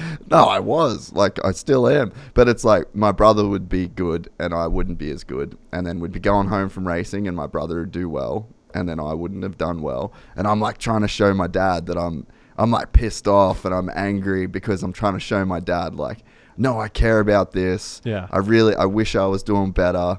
But it's like he just drove 20 hours. And I was terrible. Yeah. So it's like I want to be in the car letting him know that I'm not cool with that. I don't want to be playing music and fucking singing along and making a song and dance about this. But I think, it's like that acceptance that you did your best. I do want to try. And I think that there's just a level of like adult communication that you can do. Because like what you're trying to do when you're fucking bummed and down and I'm trying to communicate to everyone that this is not okay. And it's just like, hey, I'm just... Why are we spending that much energy doing that? Find a better way. When you could just be breaking down the things as objective as you can, remove as much emotion as you can, just breaking down what you can, the actionable steps to take. Yeah. Okay, I sucked in flat turns. I'm doing flat turns. Yeah. I think I talked to RC. I've been talking to RC, a fair bit just because we've been in the same room a lot with the stuff on the weekend. And we were talking, I think it was on a production call. I don't know, somewhere. I went to dinner with him at Vegas. That was a big bill. It was like $2,400 for dinner. Oh, that's awesome. But he talked about how it was all on him in terms of his training and what he was going to work on. Oh, really? Like, yeah. So he would go and, say Chad beat him or James beat him. He would, even on 125s, he said, like you would think, Meanie Jeannie, right? Jeannie Carmichael was his. She was the slave driver. Yeah, kind was of the thing. coach Yeah. and was, everybody knows. Oh, she was really difficult, really hard on him, really kept him accountable, right? So you would think that she kind of had the plan. Yeah. RC was like, no, it was all me. Like I would call Jeannie on. I would call Jeannie on Sunday night, or I would show up on Monday and say, I'm working on the whoops today, or I'm working on the flat. It was all up to him. And I love that, it just relating it back to our point about kind of going up and down, having to show people that you care. He wasn't worried about any of that. It was just actionable steps to be better. And that was it. Yeah. And I thought that was so cool to see that he was kind of empowered in that way to make those moves for himself, where you would think I think I see a lot of people, I don't really know how we got to this point, but they're going like, oh, what should I do? Just help me, fix me, I'll do whatever. Exactly. Yeah. And there's just and it goes back to what I'm trying to do with my life right now, which is just simplify. And I just love that. Okay, weekend wasn't great. Okay, I got to work on this, and this. Show up, and that was just up to him, and he just did it. There wasn't a million different. Wasn't the suspension guy and the crew chief and the mechanic or your team manager, your trainer, your mom, your dad. Nothing. It was, what do I need to do it? Yeah. And I just think that's just some grown man shit. To pull up and be like, it's up to me. And I think I wish I would have been. I think it's really for any dads or moto parents out there, like to empower your kids to do that, right? It's one thing. I was great at doing what I was told. I was great at doing what I was told. I'll show up and work on anything. Just tell me what to do, Eldon. Tell me what to do, Dad, right? But I wasn't showing up and being like, I'm doing this, this, and this. I was that's just how I was raised. Okay, somebody needs to tell me what to do. Yeah. And I heard that from RC, and I was like, wow. That makes so much sense, and it applies so much to life. Nobody's out there with you on the track, or even when you retire. Like there was nobody, sitting on my couch 2 weeks after Salt Lake, tell me what to do. I'm there, right? I've always been listening to somebody. So I don't know how exactly. I just wanted to make that point. I just thought that I thought that was so cool that RC was just like, yeah, it's completely up to me. Where you would think it would be million different people would have an opinion and do that, and it was just him. Yeah, I think there's so much value to that, like to instill in a young kid. There's another good book called Extreme Ownership by Jocko Willink. Have you read that one? A long time ago. Yeah, and I think it's the simplest book ever. Like you could summarize it in one sentence: everything's your fault. True accountability. There's a level of that. I think when you really own, like there's a real power in taking extreme ownership over everything that you do. Like even we had the fire in the warehouse. It's like, that's no one's fault. Well, at some point I can look at things that I could have done differently. 1,000,000%. Well, and it's like, I don't know what lit on fire in there, but if I was being responsible and I could have made sure that there was nothing plugged in, or I could have, you know what I mean? Like unplug this or there's like always something that you can do. And it's like, if you can fully internalize that, and it's a concept, it's not going to change, doesn't change anything in the real world, but my relationship with myself, and it's like, it's no one else's fault. There were a lot of other people in the place, but it's like, if you can just internalize that concept of like, everything is in some way your fault. Like if you've touched it, whatever, then you can take accountability, and that accountability can just really free you up. I think so. I think what's the point in kind of surrendering to, I think the whole accountability thing, that was one thing that my dad instilled in me from very young. Every other word out of his mouth was accountability, right? There was no excuses. There was no, you messed something, like there was just, you never went there. Because I've noticed in my life, and even things I've done wrong in my life, ways that, stuff I still work on to this day that I would like to be better at. As soon as you go there, as soon as you acknowledge that it's out of your control, or even if you have a valid reason why, even if, I was late to this podcast, right? And there was an accident on the 91. As soon as I say, oh, there's an accident on the 91. Where does that stop? Yeah, Like, it doesn't stop. Yeah, yeah. You're always going to have a reason. Always. You will always have a reason why. You either get it done or you don't. Yeah. I just think it's more productive. Like, maybe, most people will say, well, it's, the world's not black and white like that. But I think you get more out of yourself. You get more out of life if you just own it. And I would say, and it's also not that I always do that right. Like, plenty of times I've made excuses. Yeah. That I look. Obviously, we're trying to improve, trying to be better. But I completely agree. I think the biggest thing that it does as well, and especially being married, is tell me about this. It just you don't. It stops you from putting things on other people. You know what I mean? Like, so when you make an excuse or it's someone else's fault, it's very dangerous in relationships to like hand blame off to people. Yeah. So I just think that's the other thing with like when you fully take accountability for your own actions, it just stops you. It's like, it's not your wife's fault. It's not someone that works for you's fault. It's not, you know what I mean? Because like, as soon as you start to transfer that energy to people, I feel like that is one of the most toxic things that you can do to a person you care about, is like just transfer any of that shit. Then you end up worrying about things out of your control. Yeah. Yeah, and I feel like it's just one way to really burn people around you, is to like put blame, even if it's subtle, So it's like, I just think that and accountability is a way bigger concept. Like, you can think about, if you want a sick book for this, it's like a deep, hard read, but it's Nassim Taleb's Skin in the Game.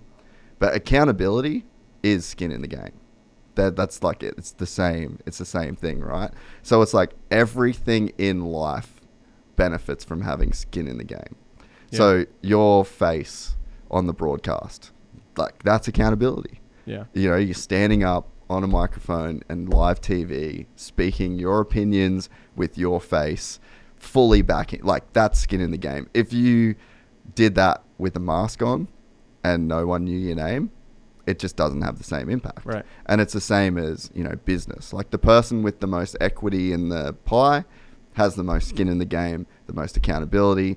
They're the person that gets the biggest rewards. And it's like, if you can think about, and it's just like the average person, if you can just think about accountability as a concept in your life, it's like the more of your accountability and skin in the game that you put into a thing, the more you're going to get out. So if you spend your life running away from accountability and taking as little as you possibly can. All you got to do is open social media. Yeah. Everybody's got a reason for everything in their life. Yeah. And it's like, you want to be a dude that's like Moto Demon 47, and you want to be the guy that comments shit on an Instagram. Oh, see, he's a shit commentator. Hey, bro, you barely exist. Zero accountability. I think, yeah. And I think accountability, sometimes we can think that means that you got to be hard on yourself. It's not necessarily true, because I've always, until recently on this second mountain journey, I've always had a very, very toxic, negative self-talk to myself, which is weird, because you wouldn't think that because of how I am outwardly. Like, I want everybody to feel better. I want to contribute to everybody else, but to myself, I would never speak to anybody else how I speak to myself. Yeah. And that kept me from taking accountability a lot of times, because sometimes I don't want to face that voice that says that I'm a piece of shit. I would rather not acknowledge that. Well, you're not a piece of shit. No, I appreciate I know that. what you're saying. I appreciate that. You know what I mean? Yeah. And so I think it's very important when we talk about taking accountability that just because you're acknowledging something that you can do better, you're human. You're a human being.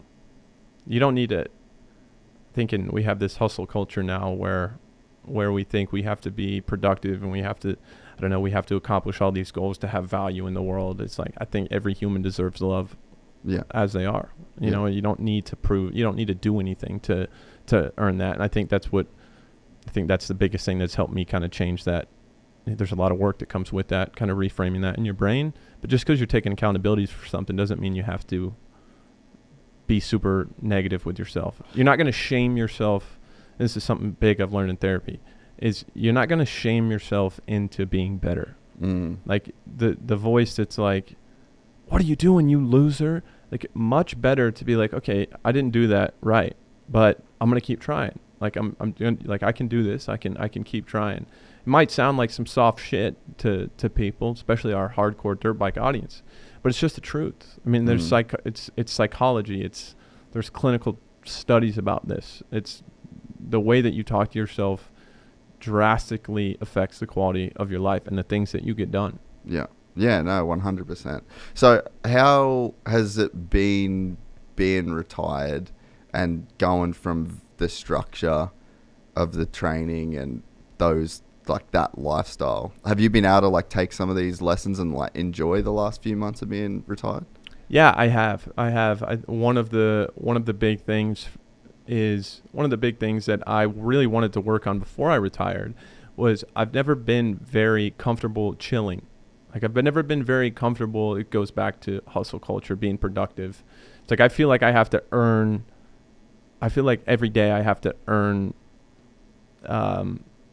like time to relax. Like, if I don't do a certain amount of stuff and I'm sitting there and I'm doing it, or I'm just having a chill day, even just going golfing or doing something fun, it's like I feel like you don't deserve it, right? Yeah. That's something that kind of doing that inner work has helped me out a lot with, and just that self-talk of being like, dude, you've been grinding since you were in diapers. Like, if you don't have anything going on today and you just want to go golf and get dinner with a buddy and have a beer, like, that's fine.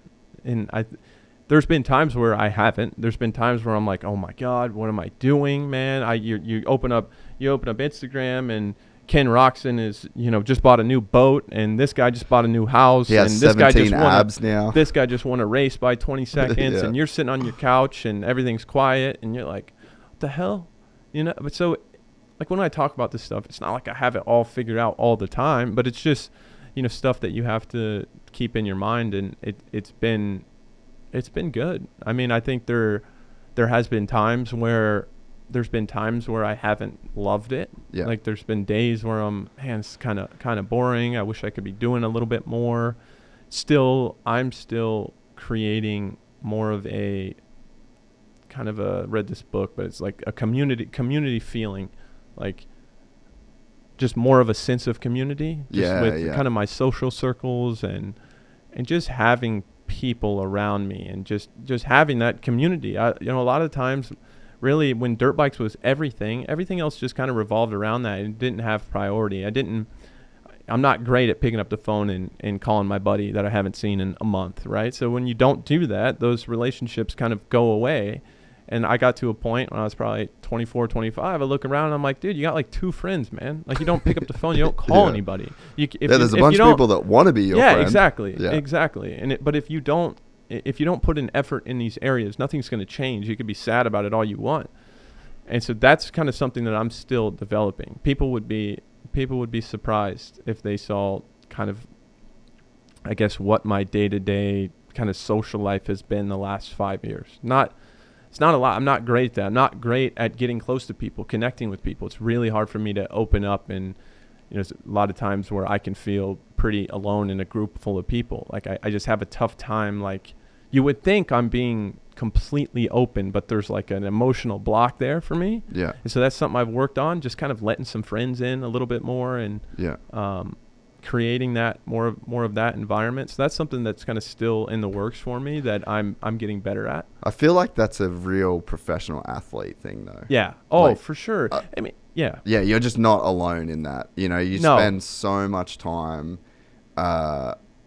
You personally as well have spent so much time in your life where everyone just was like, you're the fucking best, and it can fully send you in the other direction to where you're like, yeah, you just can't really. It's very hard for people that are in your position to like trust new friends and to have new people come into your circle. And then a lot of times in life, the people that are your best friends are your oldest friends. But, when your oldest friends are through dirt bikes and it's like that same thing, it's like it kind of muddies the waters a little bit. And then you spend so much time as an adult training with people. You just have these very different relationships with people. Like, when you're a professional athlete, the standard friend and the standard relationships, they just don't exist in the same way that they do with, like, quote unquote normal people, It's just, dirt bikes is just so, when something rules your life, I would like to think a lot of people's work matters to them a lot. I just think my whole dynamic with dirt bikes, it was just so high priority that everything else was distant second to that. And those areas of my life I just didn't work on, and I would do it again. You know, you have to make sacrifices, right? Like you just have to. So nobody's sitting here and complaining about this life I've created for myself. I think anybody, you know, to have the freedom that I have financially, I could go within reason, go anywhere, do anything, live anywhere, and I'm not stressing about making rent or doing, like, I live an incredibly blessed life, and I know that.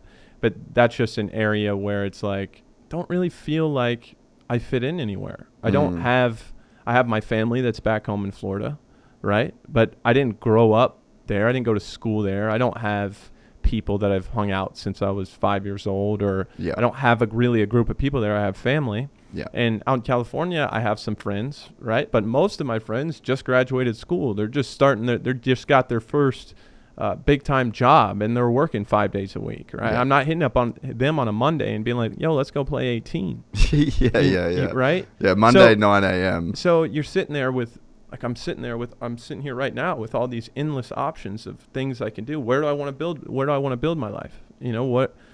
Okay, if I move to Florida, well, I guess that's where I'm going to have to meet, like, the chick that I marry, you know, or I don't know, maybe it's going to be out in California. So all these different things at play, where I'm getting much better about it. You just got to make a decision. You just weigh the pros and cons. You be as logical as you can, and you do what you feel is right in that time, and you just go with it. I'm going to order your Wild Problems. Do it. Yeah. I would love that. Go back. I've been trying to read more. Like, I just read the Harry Potter books. I've been trying to read more. That's such a good experience. I've been trying to just read more kind of just fantasy type stuff. I'm always big on I always just really enjoy to learn, especially a lot about, always been really interested in philosophy and psychology, sociology. There's only so much of that shit you can read, and you just need to break it up. It's just, I think it's really good for your mind, and being being a broadcaster, I think it's good to get the creative juices flowing in your head a little bit. So I'll definitely read this book. This is a good one, though. It's just kind of just what you're talking about, you know, like just those big picture questions that you're trying to make. The concept of basically when, like, one yes is a million no's. I just saw that somewhere.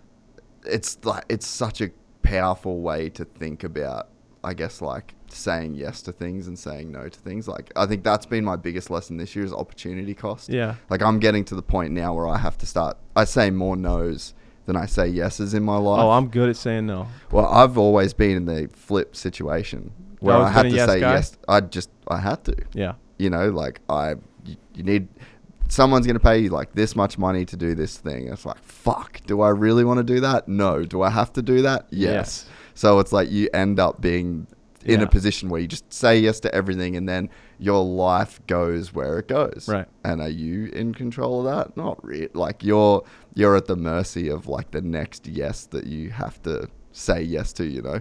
And so it's like getting to this place now where it's like the no's in life become more important than the yeses. Yeah. In a sense. I hear you. And I'm really good at saying no, not so good at saying yes. Because when you're in this position, you have a million people trying to pull you in a million different directions that they all know what's best for you. They all have your best interest at heart. There's a million different things you have to sort out. And growing up in this position, it taught me to thoroughly vet everybody that's trying to come in my life. Yeah. Everybody that is trying to get in.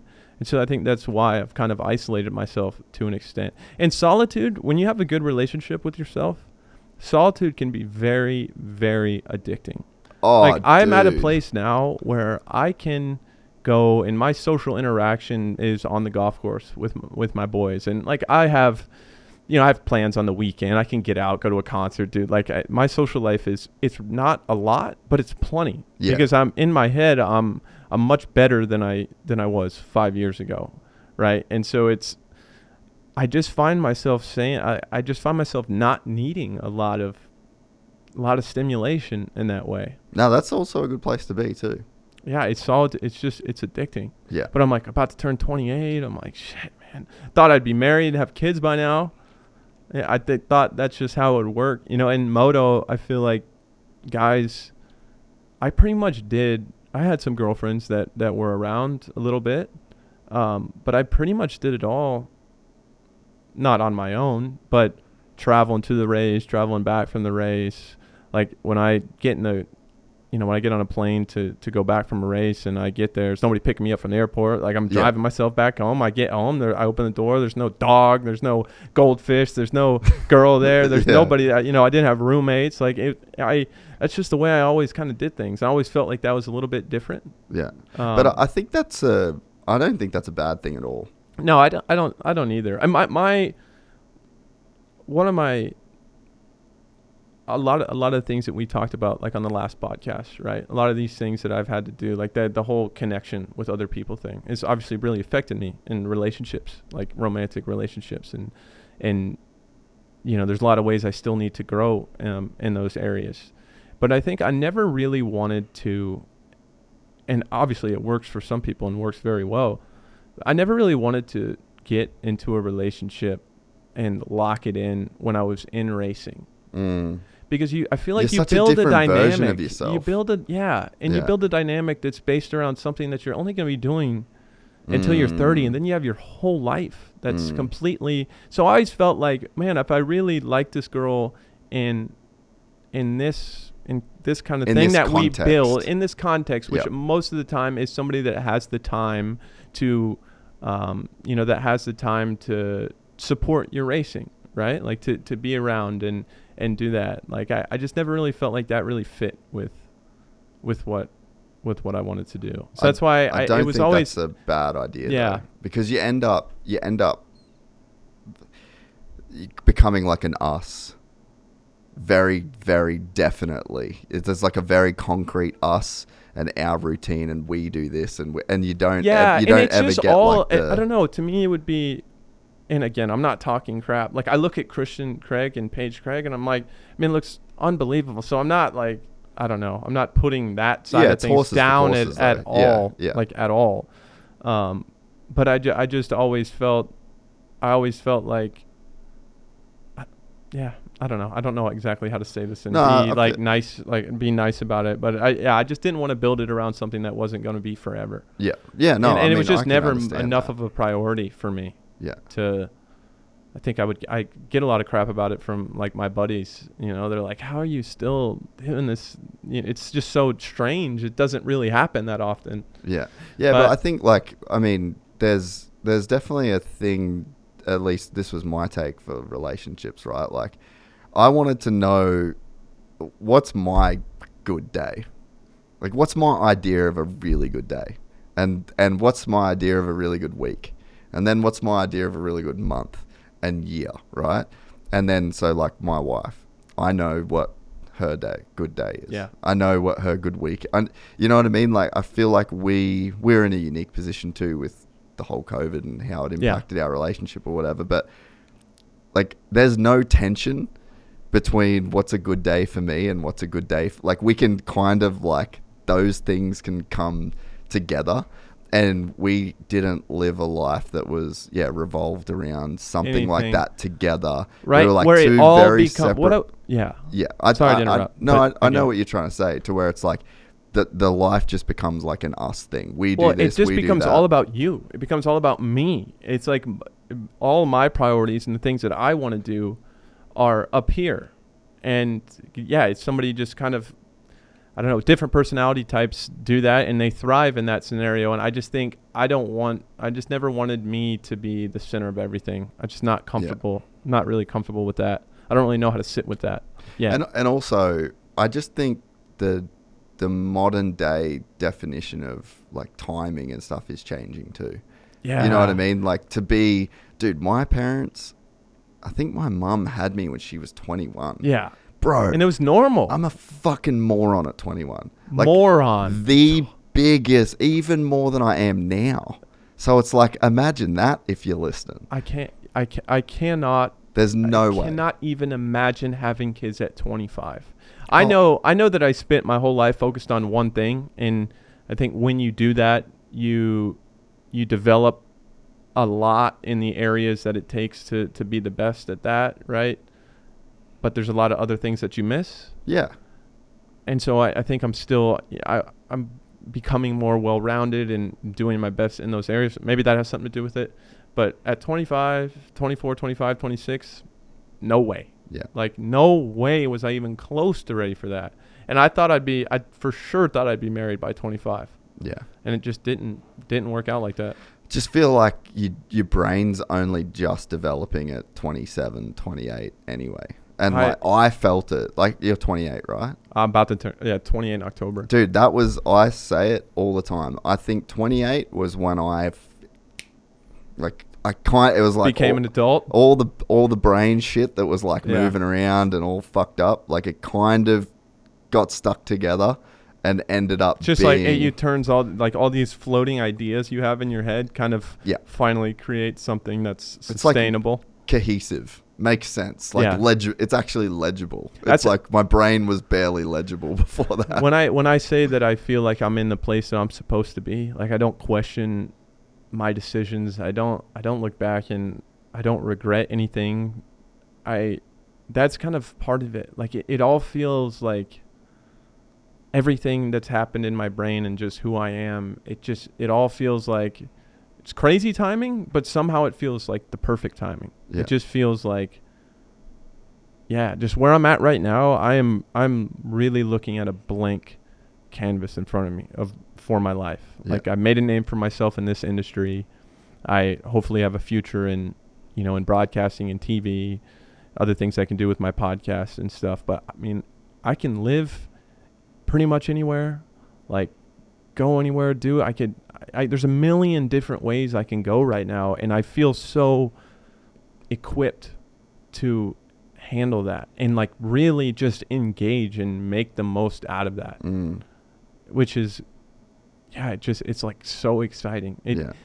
I think a lot of people were nervous for me. Like when I retired, like, are you going to be okay? Because they know I had a tough couple of years for sure, right? But I look at the unknown now, and most of the time, I'll have some days. Don't get me wrong. I'll have some days where it's like kind of scary. But most of the time, I look at the unknown now, and I'm just excited. Like I don't know what's going to happen, but man, like what a privilege it is to not be really tied down to anything be able to go. Like how many people would trade positions with me to be in this spot? There's downsides that come with that, right? Like there's that sense of community thing, like not really knowing where you fit in and stuff. But that is all something that I have the rest of my life to build. Yeah. Yeah, and I think we have such a hard time dealing with the concept of just how long our life is. Like life is a marathon, man. Yeah, like life is very short on the one hand. But if you just sit here and stop talking and we both just stare at each other, like 2 minutes would feel like a fucking long time. Yeah, for sure. You know what I mean? So it's like we lose perspective of how long our life is. And that was my whole thing with like being married. I didn't get married till I was 35 when we got married. And it's like, bro, I'm going to be with this chick for like 40 years. Yeah. I'm not even 40. Like this is not late at all. There's definitely no rush. No, bro. I always think it's crazy the people that like marry we all know somebody that married their high school sweetheart. That was my parents. Yeah, no problem. Like 50 years. My grandparents were together since they're 17 years old. Then they're 80 now. Just, like I always knew it was going to be this way. Dude, I was talking to Nixon yesterday. We're just chatting on the phone and we were just talking some shit. And I was like, look, at the end of the day, fuck all this shit. When I'm 80 years old, I'm just going to want someone to talk to. For real. That's it. For real. Just be around me and talk to me at 80. I always appreciate having conversations with you because it's a lot of NPCs out there, where you're just like, dude, you're not even, you're just so caught up in what's happening right in front of you that you don't know that we're just like on a rock just spinning in space. And the fact that any of this is happening like and we're aware of it, this is wild. Yeah, I mean, dude, I hate to tell you it, but really all we're doing is distracting ourselves. Yeah. Really. I mean, that's it. Somebody long ago decided that this is how society is going to be, and we're just kind of just fit in line, and we just try to make the best of it. Yeah. And I think going through really difficult. And when I say difficult from my experience. Yeah, Somebody out relative to you, there yeah. watching this has had a much tougher time than me, and that's their experience. I'm not comparing myself, like, ever. Like, when I say something's been hard for me, I know that I've lived a privileged life, right? But hard for you is in relation to the scale experience. of everything that you've all I know. experienced. That's all it. I know. Yeah. So I'm not diminishing anybody else's experience, but I think just going through my own struggles in my life you have to get to the place. Like, you have to get to a place where you can zoom out, or at least I did, where I had to zoom out if I was going to continue to, like, if I wasn't going to let life beat me. I almost look at it as a game. Like, life's trying to make you mad sometimes, you know? Yeah. That's like, I just refuse to not have a good time. Like, I just refuse. But that I get in those situations now sometimes where I'm stressed out, don't know what to do, or that unknown thing. Like, where do I go? Where do I live? You zoom out, and it's just like, dude, what am I even talking about? Like, what am I even talking about here? My problems are this small, and that is such a fun place to live life from. But before we get into this podcast, we have some breaking news. Manscaped now offers beard products, and they are available in your country. It's time to tame your mane, so say goodbye to all your stubble trouble with Manscaped's new Beard Hedger Pro kit. They have created 4 dermatologist-tested formulations for your post-trim care. First, there is the beard shampoo and conditioner, the beard balm that shapes, styles, moisturizes, and tames for a sculpted look. First off, this cordless trimmer has a rotary wheel that gives you 20 hair cutting lengths, all with one guard, so no more messy drawers full of extra add-ons. The Beard Pro Kit also comes with 3 free gifts: a beard brush, comb, and scissors to ensure your beard is always ready to impress. So get 20% off and free shipping with the code GYPSYGANG at manscaped.com. Manscaped Beard Hedger. 1 stroke, 1 guard, 20 lengths. Yeah. Yeah, and I think, I mean, even with, you know, Danny going through what he went through this weekend, you know, it's just like... Hate it for him, but also love it for him. Me too. Because it's like, you know, I said to him in a text before the race on the weekend, I was like, you won. You already won. You're the fucking man. For real. You're one of the best people I know. You fucking won. And you have fully beat life, the game of life. This literally means nothing. You win. Now just go and enjoy your winnings. Totally. And is the guy really, I don't know, you look at somebody like Lewis Hamilton that's won 1 million races, and, you know, Danny's won 8. He's had an absolutely incredible career. But, like, is Lewis, you think, really happier than Danny, right? Like, we've decided that winning these races means this much in society and whatever, and no doubt it's cool, right?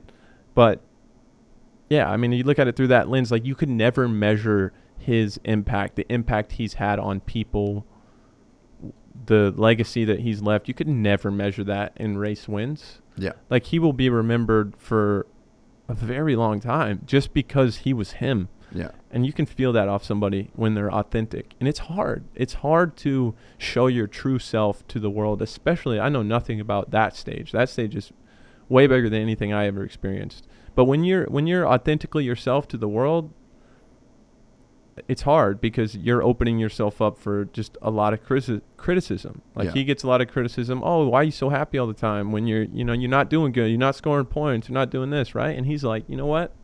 Yeah. Like, I'm going to enjoy this still. I think that's so cool. Yeah. Like, he's done it his way. Yeah. Yeah, and I think, you know, a guy like him, and you're in a very similar position where it's like you can retire with enough money to kind of just do... maybe a little different scale, a little different tax bracket. He might have made a mil or two, give or take, a little bit more. But it's like, fuck, dude, what do you want in life, really? You know, and it's like, fast forward to 80. You kind of just want to be able to have enough money so that someone can feed you and wipe your fucking ass and, like, get you dressed and out in public a couple times a day. Like, that's ultimately where we're all headed. So it's like, absolutely, that's and be here before you know it too. Yeah, you need enough money to do that, and then in between that is like, fill your time, have some experiences, like, just, get what you can out of this experience while you can. Did you ever read that book that's based off the longest clinical study of happiness? I forget the sample size of humans. Is it called The Happiness Project? It might be. It was the Harvard study. I believe I'm it was pretty it was over like a 30-year period. Yeah. The Happiness Project. It's basically shown that it basically looked at, are people happy, making this amount of money, this amount of they took a bunch of other things into account, but they I don't know the exact number, it's kind of loose here, but it was something like having enough money to pay bills and not stress about bills, or like having a roof over your head and something like that. That's where they found people is the happiest. Like after a certain amount of money, you're almost at the same place as the people that are really struggling to make it. Yeah. Which I think is absolutely crazy. I wish more people knew that. Well, that's what, I see it all the time. I love the study of people. Like I love studying people. And so I always am looking at like I'll look at Instagram comments under something that's going viral, and I'm just seeing how people look at this. Right? Yeah. And it's amazing that people, it's just whatever your experience is, whatever would make your experience better, if somebody else has that, they shouldn't be worried at all. Like they shouldn't stress out. Like they shouldn't be having a hard time because they have what I don't have. Right? They think athletes that are making $50 million a year should never complain about anything because they're making $50 million a year. Yeah. They don't see everything else that comes with that. Everything has a dark side, And I think that's something that I always relate back to this book when I see somebody like the NFL guys, like the Players Association complaining about 17 games, like they want it to be 16. It's not, these guys are making $35 million a year, but it's like, that's not your experience. Do you think these guys are stupid? Yeah. Like they're trying to do what's best for their experience. You may think they're spoiled or whatever, but you're not there. Like you're not in that spot. And I just can't understand how people can't take themselves outside of themselves and understand that person is making the decisions the best they can from their experience. How could you possibly know more? Right? Like everybody just thinks they just have it all figured out. I find it really hard to relate to people sometimes, like with that. Yeah. And that's why I really like that's why I almost feel like I've been blessed with an ability to articulate things. Like I want to bridge the gap as much as I can for people, like even in our sport specifically, from a rider's mindset to the average rider, to the average fan. The problem is that when you come up against a person that doesn't want their mind to be changed, you have to give up. Oh yeah. Just stop. Yeah. Just stop. I was like, I'm not talking to you. The best example of that? The Glenn Helen podcast. Like, all right, here's the guy. You can listen to him talk for 2.5 hours. And then it's like, that's the comment that you wrote after listening to that. Yeah, you just have to leave it. Cool. Yeah, you're fine. Your mind's made up. Yeah. Well, just segue into that point. You know what's crazy is the amount of people that actually want to be miserable. That don't know it. That's a thing. They don't know it. Yeah, they want to stay there. And anything that challenges that is, I find that's the most hateful backlash. Yeah, is people that are just determined to stay in that place. Yeah, yeah. Well, there's a thing where you can play the victim. So this goes back to the accountability thing. It kind of does, but there's a. We're probably gonna catch some shit for this. That's fine. Whatever. I'm used to it. I live here. Yeah. I got examples of this, and it's like really clear when you can see it. And this is why you should go to therapy, because you can see things like this, and then you just bring it up with therapists. They're professionals. Yeah. But like kids is a good example, right? So I got a friend. They got kids, and the wife is just like super controlling about the kids. Whether it's naps, the clothes they wear, the hairstyle, the like little kids. And then you're around and then you go, you want to be like this. Yeah. Because anyone could give you like a couple of things, like switch the schedule here, do this, that maybe it doesn't really matter what a toddler wears. Does it? Yeah. So it's like you could do a few things to like ease these problems that you're bringing But you bring into the table. You want then you won't have anything to complain about. Yeah, but then what are you going to do? Then it's nobody else's fault. Then you got to go to the gym. Yeah. Then you got to do the I things that you predict say and you that we're can't gonna do. get the most hate because maybe people think that we're discounting their experience. Their Like struggle. it's easy Yeah. for us to say because Yeah. we're Yeah. we're in this tax bracket, we're at this house and whatever. We're not what people don't want to hear is the fact that a champion mentality is a champion mentality. Dude, I know people. Period. I know people, right, that are just like like what you would call an average guy. Just got 2 kids, has an excavation company. And you're just like, how did you get like that? Champion. Fucking champion. You know? Stoked. It's like that. I look up to that guy. 100%. And it's like you can have exactly what you're saying, like that mentality that like you can just be a fucking grinder. You can just be like an incredibly good friend to people. I use an example. I got a friend of mine, Shane Young. It was one of the first dudes that was like he wasn't a black belt when I started jiu-jitsu. I think he was like a purple belt. But he found out I like bikes. He grew up racing. So we became really good friends. One of my best friends to this day, right?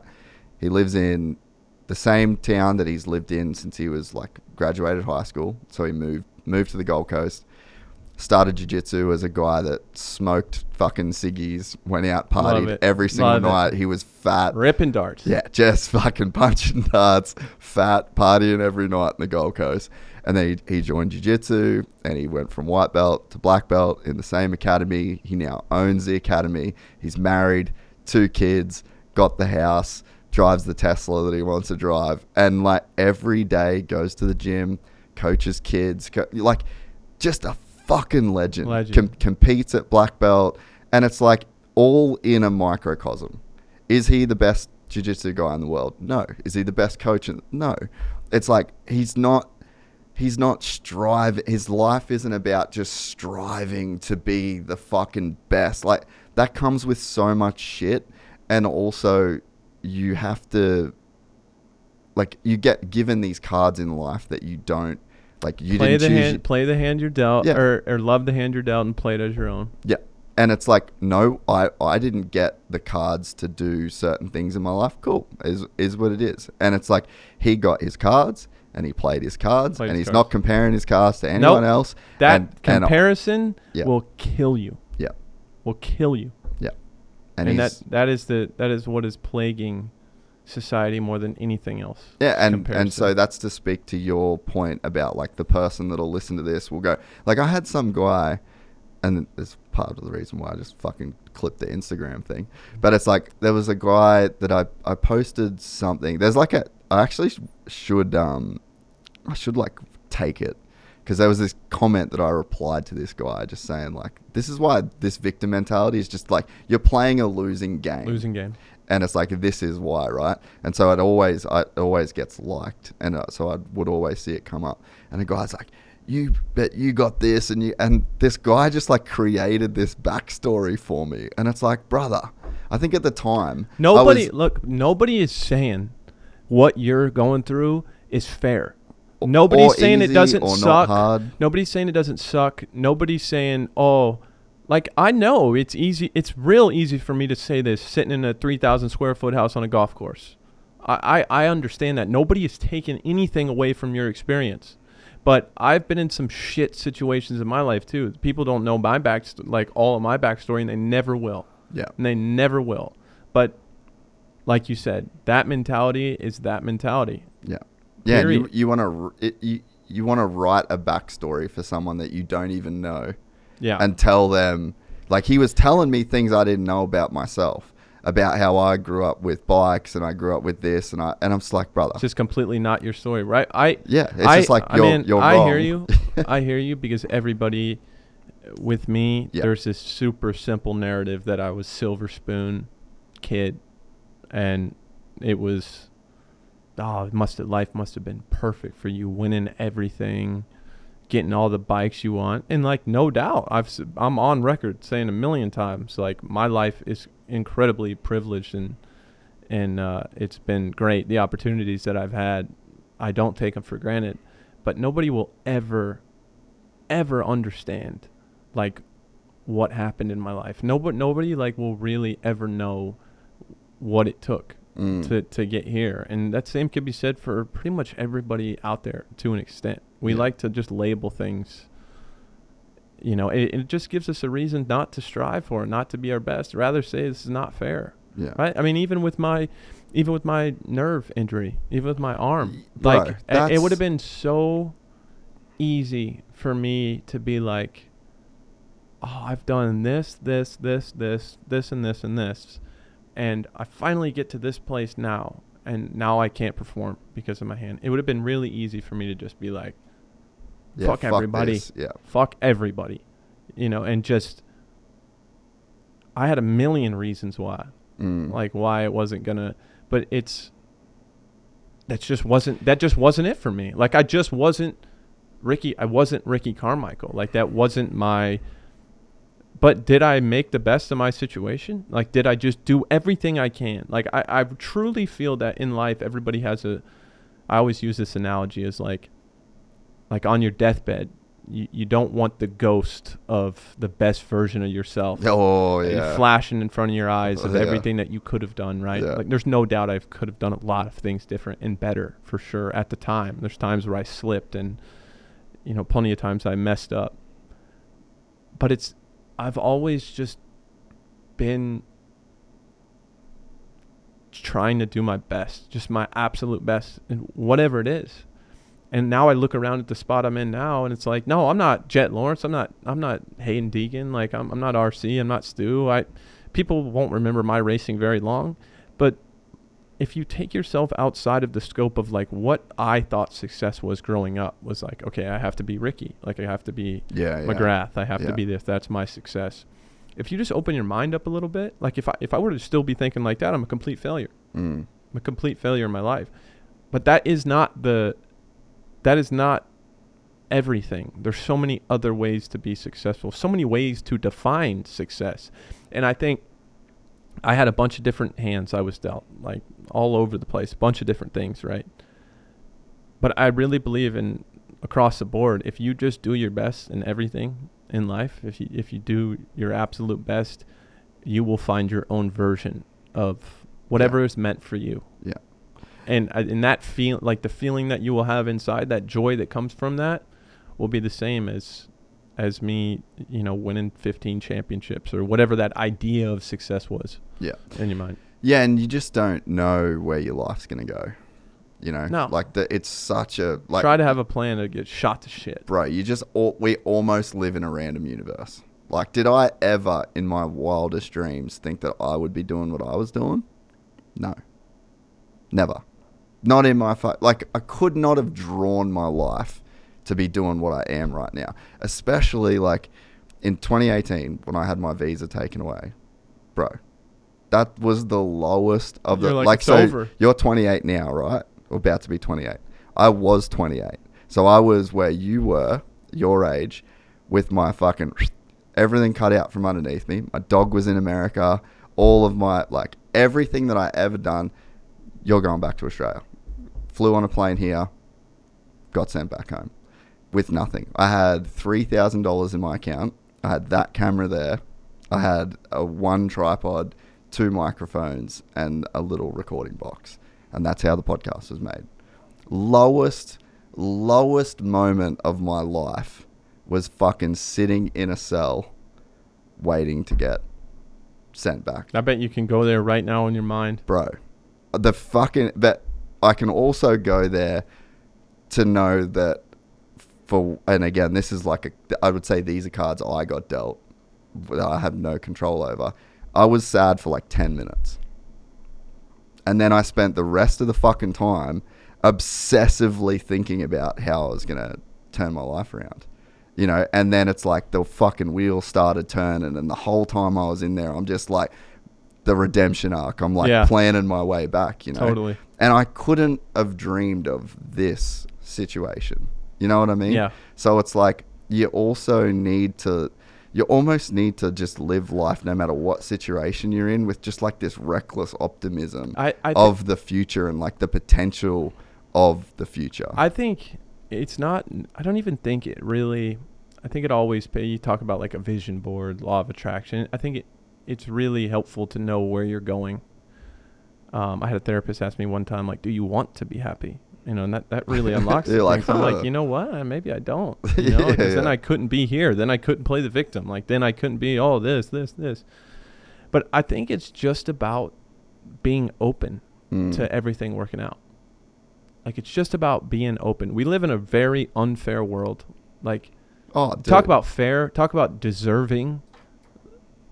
Every single day, people get completely shit on, and they don't get anything they deserve. The nicest people in the world. Oh, mate. You like can the see nicest people that have day. just worked their ass off. For every success story, there's 500, a million terrible ones where it just didn't work out, where it just doesn't make sense. And I really think that it comes down to like just zooming out a little bit and saying, okay, maybe this didn't work out, but just maybe it's going to work out in some other way that I don't know about. Yeah. And I'm just a human, just like all you guys watching. So I'm just trying to figure it out too. But it's what I find the biggest thing because I look around now and some places I get in my life, and just some, like even this past weekend in Vegas, just where I'm at, like who I'm sitting in the, Race Day Live studios, like talking to Stu. We were having lunch, right? And I'm like, God, like this is like just a feeling I had inside, like this just joyful, fulfilled, like exactly where I'm supposed to be feeling. Yeah, wouldn't have wanted to be from a small else. moment. Like it's just a small moment, not anything crazy. But I've had that a lot happen to me lately, and I think, man, what if I just got so, it could be so easy for me to just be so pissed off. Dude, think about what things went the way they did. Think about what ended your career, right? So you got fucking tons of money in the bank, best doctors, you got the best of everything. You're on one of the best teams. You got the fucking best sponsors. Couldn't fix your arm. Couldn't fix it. Like that fucking sucks, bro. Sucks. That is so shit to deal with. It sucks. Yeah. And I think I used to, I don't know, sometimes I just start talking like this, and then I hope I arrive somewhere. That's fine. Let's go. Normally, I made a career normally out it of works it. out. I made a career out of it. Yeah, kind of me too, a little bit. Go. I kind of lost my train of thought. I think that, like I said, I think it would be really easy for me to. So easy. And what I was going to say is, I think I used to think that I was going to have to live in I'm not Ricky Carmichael, right? I'm never going to be that. So I have to live in a fantasy land of telling myself that I somehow was successful enough for me to, I had to almost just be ignorant to it in order for me to be happy. But I found such a different, along the way, it's not, the way that I see things positively now, it's not fake. Like, it's not something I'm making up in my mind. I know exactly where I'm at. Like, I know I'm not that.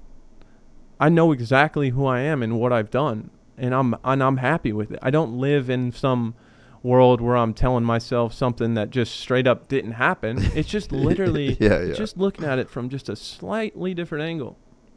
Just a slightly different angle. And I think people get so, and I've been there, where you get so honed in on whatever it is that you're trying to make happen, and if it works out or if it doesn't.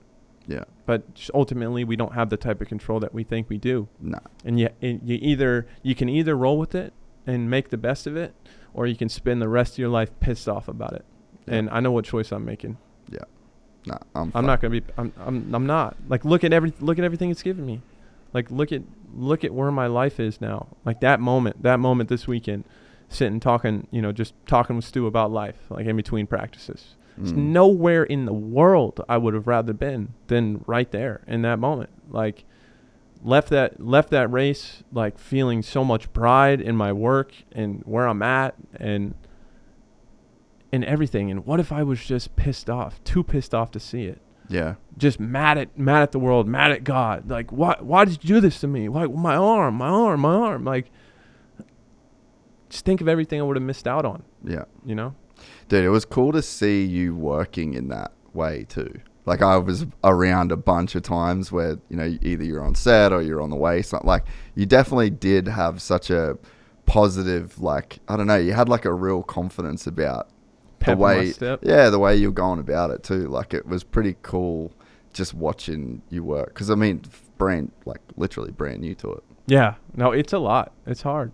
It's hard to, I think the biggest thing is you're trying to get to kind of that second level of thought, like that really where your expertise really shines through, and like you and can say something different. It's not always there though. Well, especially when you're nervous. Yeah. And you have 30 seconds Yeah. and producer saying 10, 9, 8. Okay, we're throwing it back to Stu. We're not throwing it back to Weege. We're throwing it back to Stu. 5, 4. You're trying to get to you're nervous. The lights are on you. You have, you know, you're so aware of that you're live and audience and all that. You have to find that. If you don't find that comfort, you can't actually really say anything. Like well, you can't even think before you get to exactly. it. Yeah. So you get your heart rate up to, sometimes I'm sure it was 140. You know, I was nervous as hell. Yeah, you're just doing a zone 2 out there. Exactly. But all just, night. it's crazy. I think that, I do think that I have like an inner confidence, like an inner belief that what I say will work out, what will come across the right way. And that's what carries me through those moments. But people, it's funny because I almost felt like before everybody was anticipating me going to broadcasting. It's been because I've had some guest roles. I've been there before. I think when the retirement talk started happening, everybody's like, oh, he's going to be in the booth. He's going to do this, that. So before the first one, I'm like, I feel like I'm going pro again.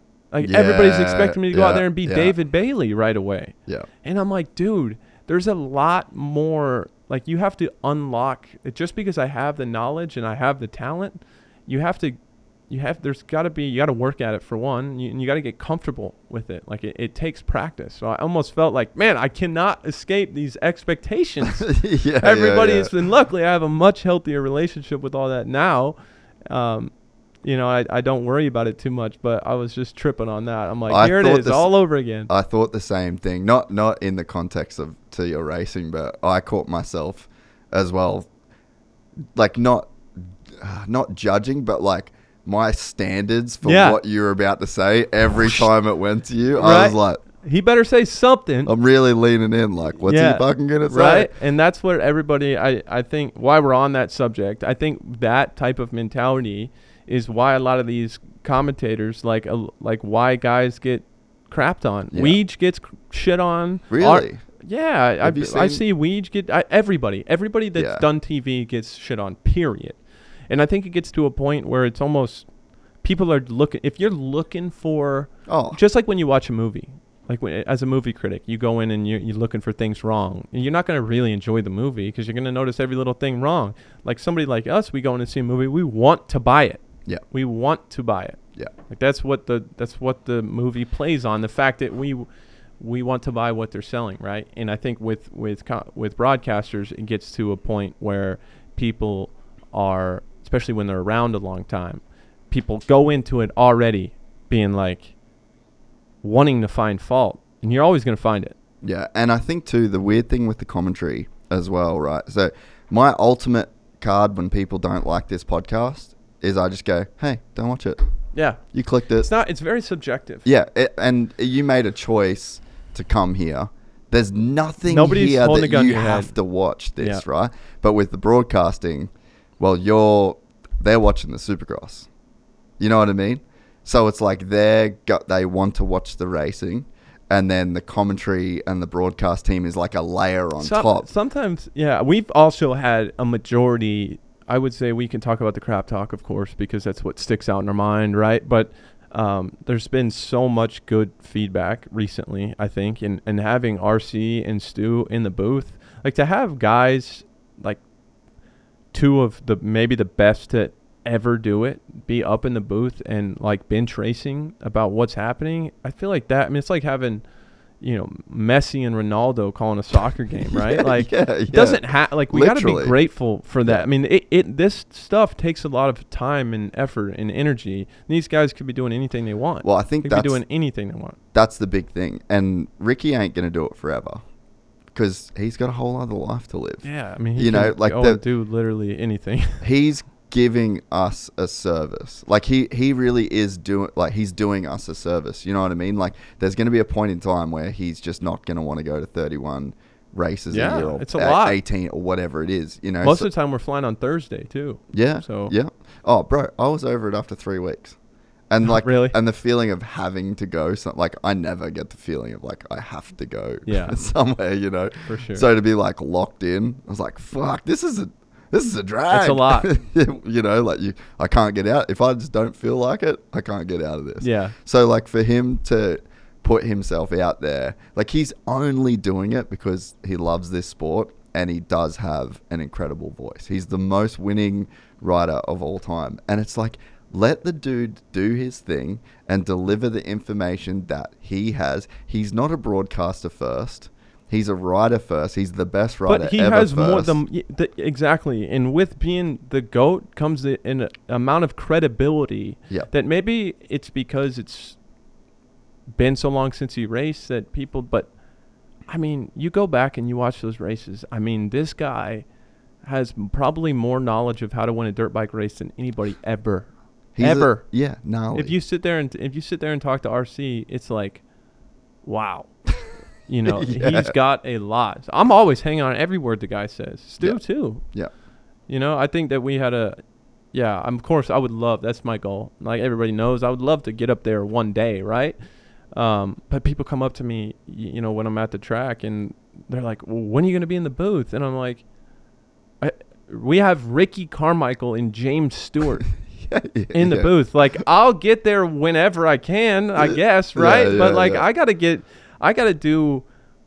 don't have those credentials, right? Like, I have to be so dialed. Like, I have to get a lot better before I go in there. Like, I could go and do it right now and be decent, but it takes time and effort. And even Ricky was down. Like Ricky did trackside reporting at one point too. Yep. Like people forget, but he kind of grinded his way to get in that position as well. It takes time. Yep. So yeah, massive respect for everybody there. Like I said, it's just so cool I feel more like camaraderie doing it like where I'm at now than I did racing. Yeah. And I love my team. Like I loved Cowie was great, right? I just feel the group just vibes together so well. Yeah, and I think that's been one cool thing about this year. Like obviously before this year, because I hadn't been back here and I hadn't been at Supercrosses in the position that I'm in now. I just don't think I kind of understood like the crew and the group. Like there is like, what is Supercross? Supercross is a group of people in a company that come together, that rent a stadium, fill it with dirt, and put on a race, and then they do it basically 17 weekends in a row, right? So it's like, that's all it is. It's just people. Yep. It's good people trying to do a really fucking hard job. And I think that was one of the big perspectives that I got this year from going to the races, is like, it's the same people that grinding every week. I'm getting emails at fucking 11 p.m. every single Thursday, Friday, Saturday. You know, you got people like Joe that's just like, here's your parking pass, bro. I'm like, I didn't even think of that. Yeah. You know you know what I mean? I get probably 40 emails during the week leading up to a race. Yeah. There's so many, and even, man, if some of these fans that are shitting on the broadcast, if they sat in the TV truck and watched all this stuff go down, man, it is chaos. Organized chaos. Chaos. And a lot of people doing a damn good job too. Yeah. So, I mean, of course, everything can always be better. Like I have, JB and I have a lot of ideas of stuff we can do with the pre and post show. I thought it was great we were able the last couple of races to have, we had Hunter on the set right after his win, which was awesome. It's just raw, kind of like Monday Night Football vibes, like just throw on the headset. Yep. And Hunter was great. Yep. Hunter's low key, great interview. And then at the last race, having Jett and Hayden on there, I think there's a whole lot we can do. And there's even a little segment where we were showing some of the highlights from the race when Jett was on, right? And I think it would be really cool to have the rider break down the highlights. Yep. And they do it in golf a lot. Like, you know, what club were you hitting here? What were you thinking? What was going through your head? I think there's a lot that we can do with that. You know, the pre-race show, you could be breaking down the last race and really setting it up. I really think it gives the event a big feel to it. Yep. And yeah, I definitely think can't say too much, but I think we've got some fun stuff. Well, and that's works. what I was even saying at the very start of this. I'm like, yeah, just don't go to the booth yet. Like, just no rush, because I feel like there's. And I haven't earned that yet. But I think even that aside, it's like you can do something so sick with you and JB doing what you're doing now. And JB is great. Dude, like, he's way more polished. He's way more polished than me how's right he now. called Jett's quality time? Twice. Yeah. Yeah, he did. He's just he's solid. Like, he's cool under pressure too. We all get nervous, and I think it's what makes it really fun, you know. But yeah, JB's been I really hadn't known him too much. I was gonna ask, how well did you know him? Not really that well. I mean, I raced with him a little bit. Dude. Yeah, such a good guy. Paddock, such a good guy. Yeah. And yeah, we were talking about we've got dinner, been hanging out some more, and he's been really helpful too. Everybody's been. I think it's cool because nobody's like threatened, like by me, by coming in, like thinking I'm gonna take their job or whatever. I'm just stoked to be there. Like, I'm stoked to have a spot on the broadcast. There's a lot of really talented people working there. So no, it's gonna get good too. Yeah, I don't. We even can know do what so much. Oh man, and we're ready. Yeah, we're just so star ready. power. Absolutely incredible. Yeah, I can't wait. So, bit more bench racing. What did you think about the SMX like as a whole this year? Year 2. I thought the way that it went down, especially in the 450s. I mean, even the 250. I think with Hayden being so dominant, and I believe he had to get. If Vial won the last race, he still had to get third or better.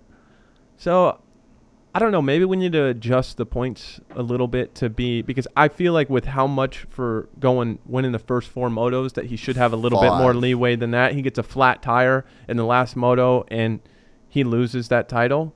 Like, I think with new things like this, anytime a sport makes a big step, I think you wait and you see what happens and you do some fine tuning based off the information that you have.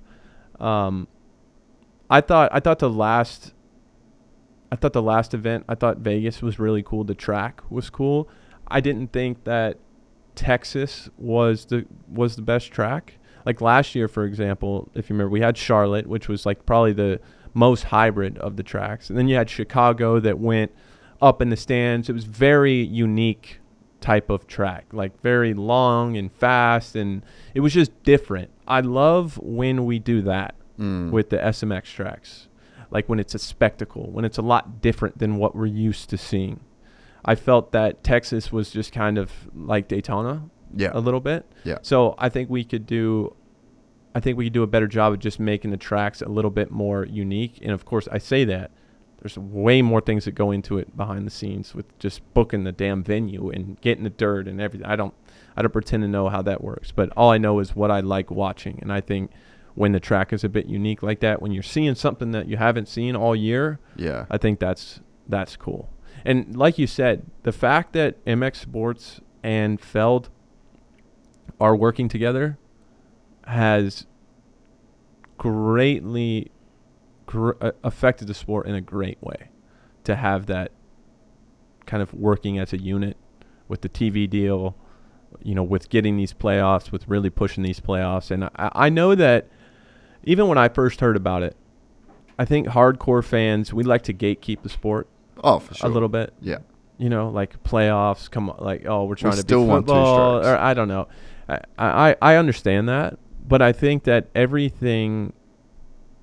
think this championship, the SMX championship, will get to a point where it is viewed, maybe at one point in enough years, it's viewed as more than Supercross championship or more than the outdoor championship, depending on, just how we evolve there.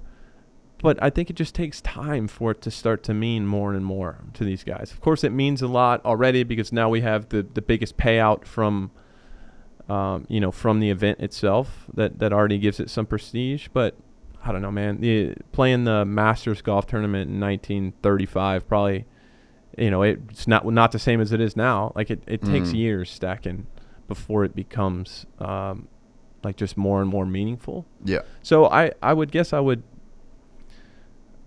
urge the fans to just have an open mind about it. We're all learning and doing our best. And I can promise you, I've had so many conversations behind the scenes with people, and the more and more I learn about everything that goes into, I mean, you got to see it as well.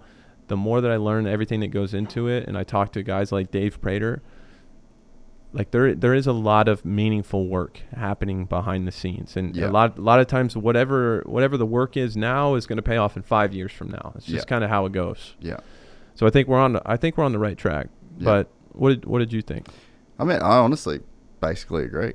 I think that the points is probably just a bit weird. Like I just think they need to again. Yeah, like I think we saw it with the Deegan thing to where it's like damn near swept the series.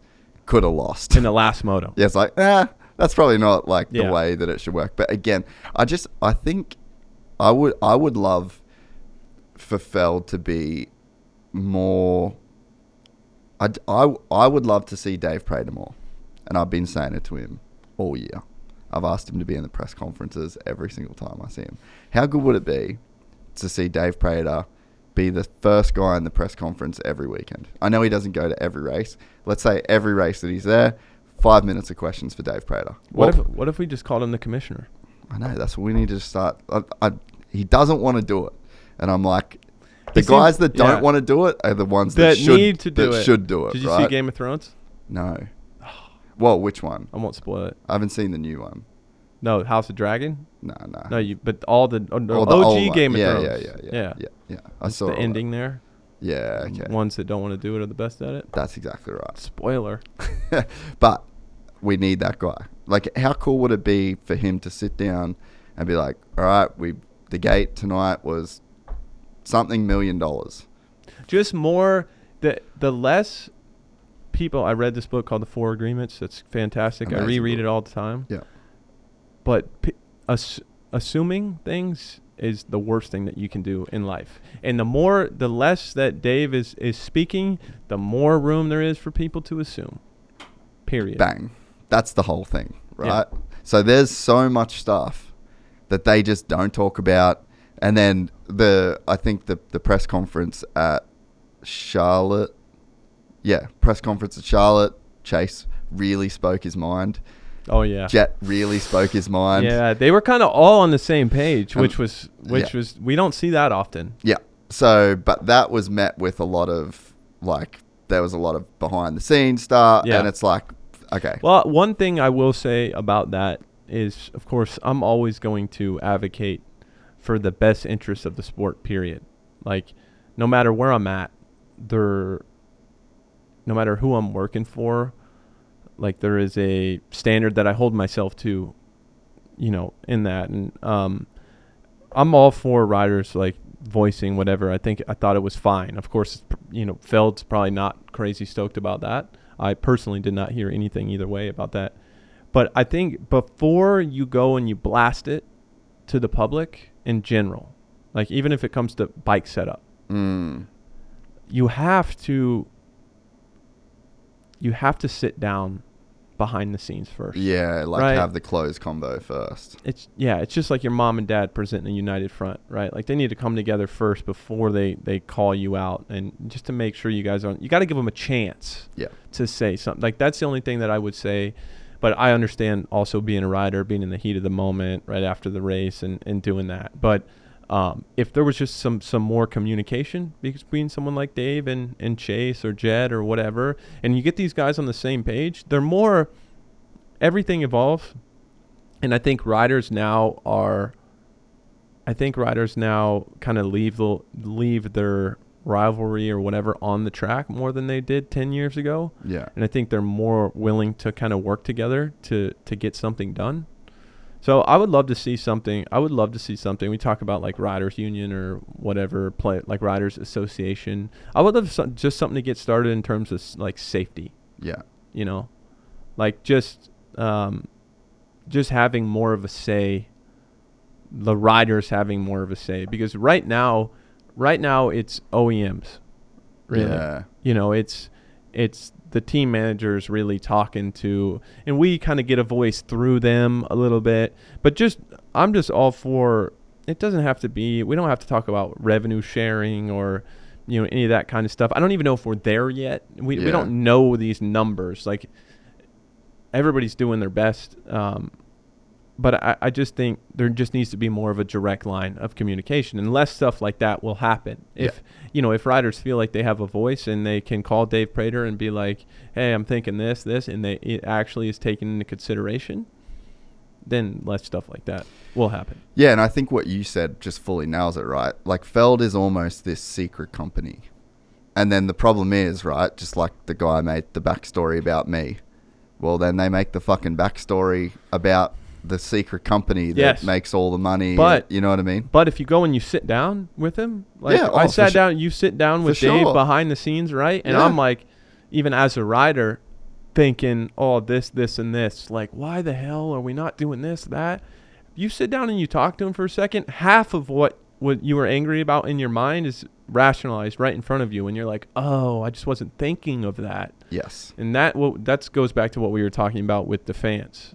So if you were to sit down with Dave Prater and bring all your complaints to him, he would explain away about 90% of them. Oh, and it happens to me all the time. You know who I call Weege?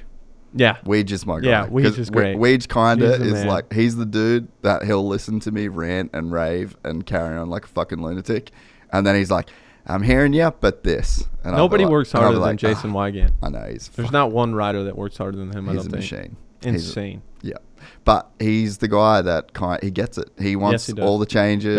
Very smart guy. Yeah, but he is privy to enough to where like he can pretty much just squash 90% of my bullshit that I bring him. You know, so it's like I just think a bit more transparency and a bit more. Yeah, but it goes back to it's also people just want a distraction. Yeah, true. Right, like they just want something to be pissed off about. Yeah. If you really were to search inside of yourself, that's what it is most of the time. Does anybody really want clarification? They'll find something else. I was gonna, yeah. But there's people that are gonna you either want to be pissed or you don't, man. Yeah, but I think that would be cool to like just have a person to even like I said to him, injuries. Give us an injury report. Who crashed tonight?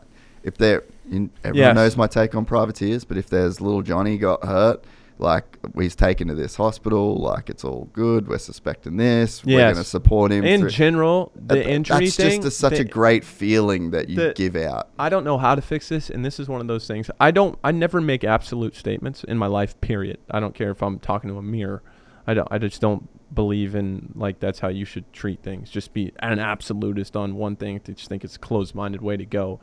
So I don't say that this is one of those things that could be explained away. You know, if I sat down with Dan Fahey or somebody from Kawasaki or KTM or whatever. But just the whole injury thing in our sport, like the injury clause, the idea that you can spend the whole offseason grinding, doing everything that you possibly can. You go to the first race, somebody lands on you and you break your leg or something. And then it's like, all right, well, just keep us in the loop. Let us know what they say. Like, we got to do better. Well, we got to figure it out. That's where a riders union becomes a very good thing. Like to where there's like 10 of you guys, 10 of you guys get together and you're like, we're not signing a contract ever again that has that. But then because then you end up going, right? And then you end up going to. Then guys can go to some sketchy guy that puts a plate in their collarbone and gets them out there. And this is a bad example because you can pretty much plate your collarbone and ride right away. But you can just you just end up as a rider putting yourself in a dangerous position because you're just trying everything you can to get back out there. And you really don't have a lot of feedback. It's just so dangerous. Like the follow-on effects that can cause to your career. Concussions, man. I was about to say this concussions. is one thing. Like, we had Tua. Miami Dolphins quarterback. Not Huck. 3 concussions he's had, like, during his playing time in the NFL. And everybody's, oh, man, you got to retire. Like, think about your family. You got to retire. You have the money and already. I had 3 concussions probably before I was 7 years old. I've had 3 concussions. Right, I might have had 3 concussions in a day. You know what I mean? Yeah. Like as a sport, in like the head injuries thing, I do think it's a little bit different because it's not repetitive hits. It's like you crash one time and then you get back up. It's not like you're constantly hitting and jolting your brain like as a quarterback or somebody playing in the NFL. You can hit every single play, right? So I think there's something to that there. But the head injuries thing is like when you hear a rider say that he's banged up, that means he he's got not racing. That means he got a concussion. He concussed himself. Yeah. Like there's almost never something that's just a bruising that's going to keep you out from a race, right? But that same guy will line up next weekend, and he'll be back on a bike on Monday. Like, and why? Why? Because he needs to get paid. He needs to get paid. He's got to put food on the table. And guess what? If he's not going to do it, some guy will ride for free and do it. Yeah. Like, that's just how it is. Yeah. Period. Yeah, and I think the riders union thing, I think so many times it's like aimed at Feld, or people think it's aimed at Feld. Totally. It shouldn't It's just not a be for you, Feld. It's not a us versus them. them Yeah, thing. yeah. It's No. like we need to be protected because, like Hurling said it when he did the podcast, no clowns, no circus. Yeah, 100%. It's like you have to, like that is the best example of why you have a riders union. And I think that's something Feld should support. And it doesn't even necessarily, and union might not be the word for it. No. And I don't even think it has to be based around money right away. Like, let's make it about safety. Yeah. Let's make it about safety. We're at that point now with our sport where a lot of things are happening. More money is coming in, more teams want in. The TV deal's bigger, the viewership numbers are up. There's more money. I do think it's starting to get to that point where we need to put some thought into that. And again, it's not saying, hey, you're effing us over or this or that, because there is so many things behind the scenes that you would never think of as a rider that goes into everything, right? But it's just anything. It's anything in life. It evolves, and you got to change with it. Yeah.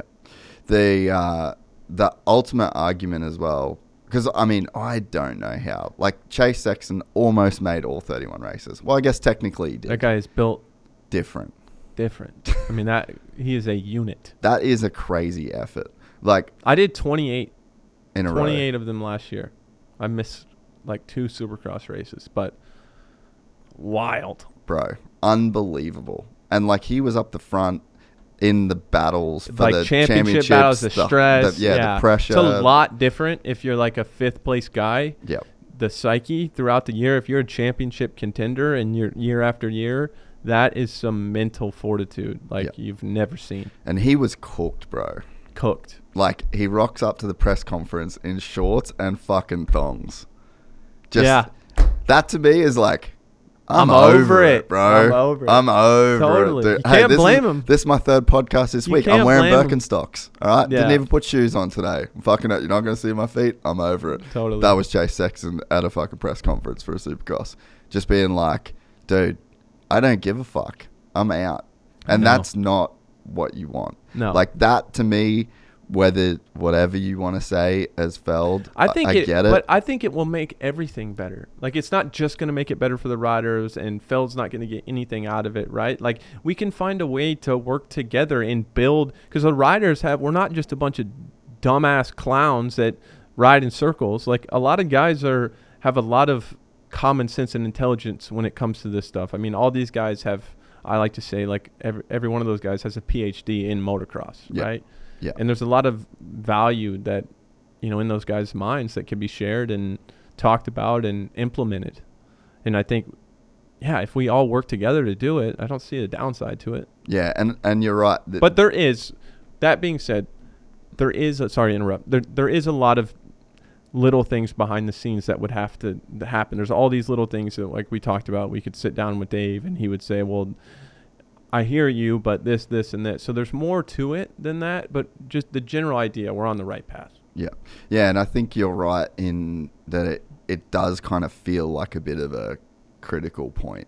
Like, even, there's been so much talk recently of the whole Netflix thing maybe happening, and it's like, if that happens, we're in fucking trouble in a good way. Yeah. you know, like people are, this is about to really Totally. And there's a lot of really cool personalities like in the sport too. Mental, and it's dude. just like there's something so gladiator style about it. It's just such a, hate to just use the word gnarly, but it's just the best way to describe it. Yeah. There's something intimate about racing, like Yeah.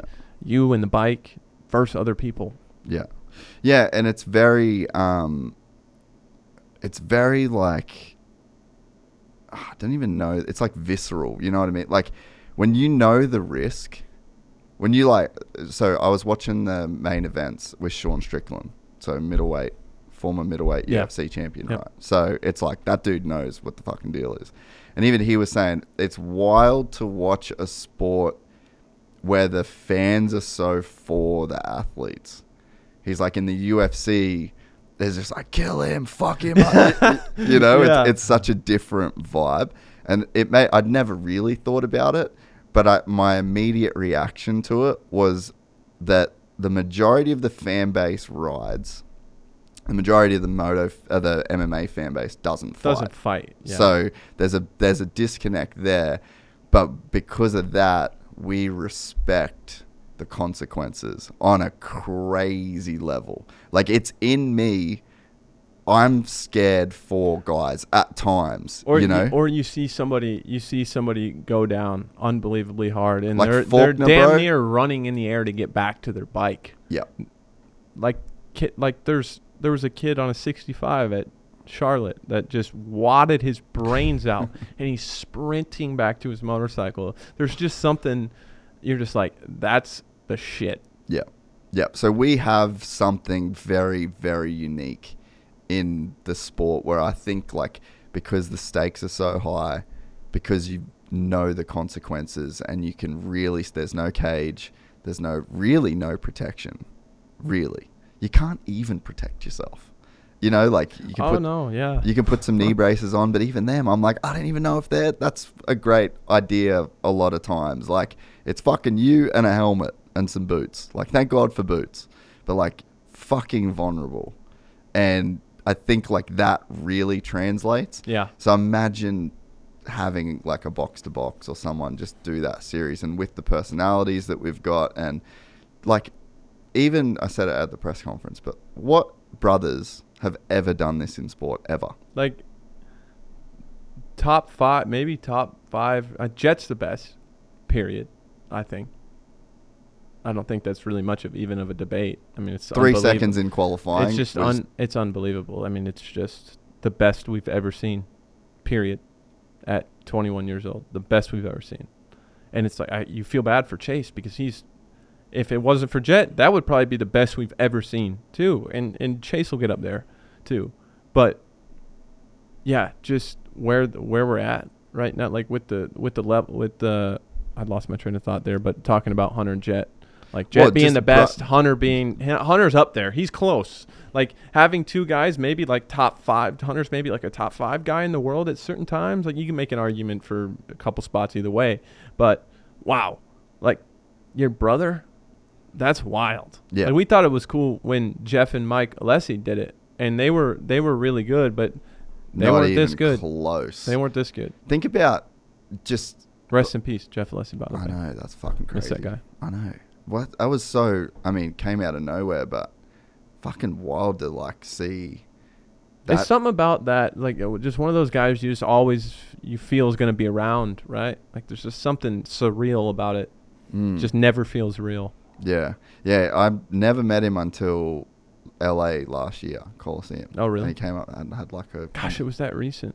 Yeah, I saw it right before. Yeah, and I'd never met him before that either. I would have never like had an interaction, you know. Yeah. But yeah, honestly, couldn't believe it. Crazy. But yeah, just the storyline for the sport. Like, when have you had in any sport? Like, there was probably a time like Eli and Peyton played like maybe in a Super Bowl or something. Maybe I'm getting that wrong. Yeah, there they is. did. Yes, they did have that. Yeah. Yeah. That's literally all I can think of, where it's like brother versus brother for the biggest title in the sport. For like that. That's crazy. It is. Imagine, and they drove to the track together, and they drove home from the track. Like, and they just sat next to each other on the couch when nobody even knew their name. Like, You know, just back. Yeah, the whole journey is crazy. And while we're on the subject, man, Hunter, that career arc has been crazy. People just seem to think that he's always been where he's at now. I think I don't see it. That's why I made a point about it at Dallas when he won. Yeah. But dude, when he first started riding Supercross, he's getting hurt every time he went out on the track. Yeah. Like the improvement and the mental fortitude to have your little brother be like the biggest superstar the sport has ever seen and come in and you feel like you had your moment to make a name and you missed it. And here's Jett and who the hell is Hunter Lawrence? And just to still stay in it and keep grinding, just get better and better and better and still have a, you know, you don't see behind the scenes, but seems like he has a great relationship. Like the whole family unit is solid, which is an accomplishment in itself. That is a crazy accomplishment in itself. Yeah. But to not let that affect, like to have your ego that in check and be that disciplined, because it would be so easy for him to just hate Jett and just distance himself from it. Like we don't know what happens behind the scenes there, but we have seen them behind the scenes, and it like you can't really fake. They have like a good chemistry as brothers, right? Yeah. And I just have I could go on and on about it, and don't want to seem like I'm blowing smoke. I just think that whole mindset, like Hunter's whole mindset in his last 5 years, like that arc, I'd have more respect for that, I think, than anything else. No, pretty unbelievable, bro. I completely agree. And like all of Jett's work, and I think I'm okay to say this, like from knowing back in the day and knowing the family's take on it. So I don't think I'm speaking out of school, but yeah, I think even Jett will admit that everything that he's got is off the back of Hunter. Oh yeah, he will. You know, yeah. Yep. And it's like to even be in that as Hunter, to be in that position, to where it's like, and it's like he embraces it though. Yeah, you're just laying. It's like you're carrying bricks on your back and laying them down, and then your brother's just walking on the path. And to not, it doesn't seem like. And he doesn't begrudge it. I'm sure he has at times, right? But he doesn't seem to get lost in comparison either. No. It doesn't seem like he's down on himself about it. Like, he knows how good Jett is, but he's just like, I'm good too. Like, there's just, I don't know, there's so many things that has to happen in that dynamic for it to work. Yeah. Obviously, it starts with Dazzy too. He's a very smart and intentional guy. Man, I could go on about this forever, but that, like having a good situation, the timing of having good people around you and good parenting and all that is so important to, there's so much more than just talent on a motorcycle. Yeah. Like the ability to ride. That whole unit, how Dazzy works with Honda, how Hunter and Jett share information, how they get along together. That's kind of all, I would imagine, coached by Dazzy, who is experiencing all this for the first time. It's not like he did it himself, you know. So like that is almost equally as impressive as everything else, to make that whole unit work together, and their whole story of being broke in Europe and coming here and doing this. It's like that is the byproduct of a lot of hard work and intentional hard work. Yeah. You know, so respect. Yeah, and you've got to think too, like Hunter's the linchpin of all that. Because if Hunter's attitude is different about this in any kind of way, everything falls. It's a whole thread. Everything falls. So like even think about the pressure of your brother being better, right? Yep. So you've got that to deal with. But then you've also got the pressure of knowing that if you decide to fucking crack the shits over this situation, and if you decide to go somewhere else, if you decide that you don't want this anymore, just the whole tapestry gone unwinds. So it's like to be that level of like, I don't know, I guess it's like humility, or I don't know whether humility is the right type of word, but it's like maybe it's just an inner confidence, like an inner belief in who you are, and knowing that your value is separate from what you can do on a dirt bike, but to know that, but be brought up under the circumstances in which he was brought up. You know, it takes guys a long time to sort through. I mean, think about it, like to sort through your kind of conditioned thinking versus like who you actually are, and making those types of intelligent intelligent decisions about that. Yeah. So I guess I'm just fascinated with Hunter's brain and Yeah. how that all has happened. But he does not get enough credit. No. He just doesn't. Period. No. Like period. No, He doesn't. I And completely you agree. see it. I'm glad you see it because I'm just like, wow. Yeah.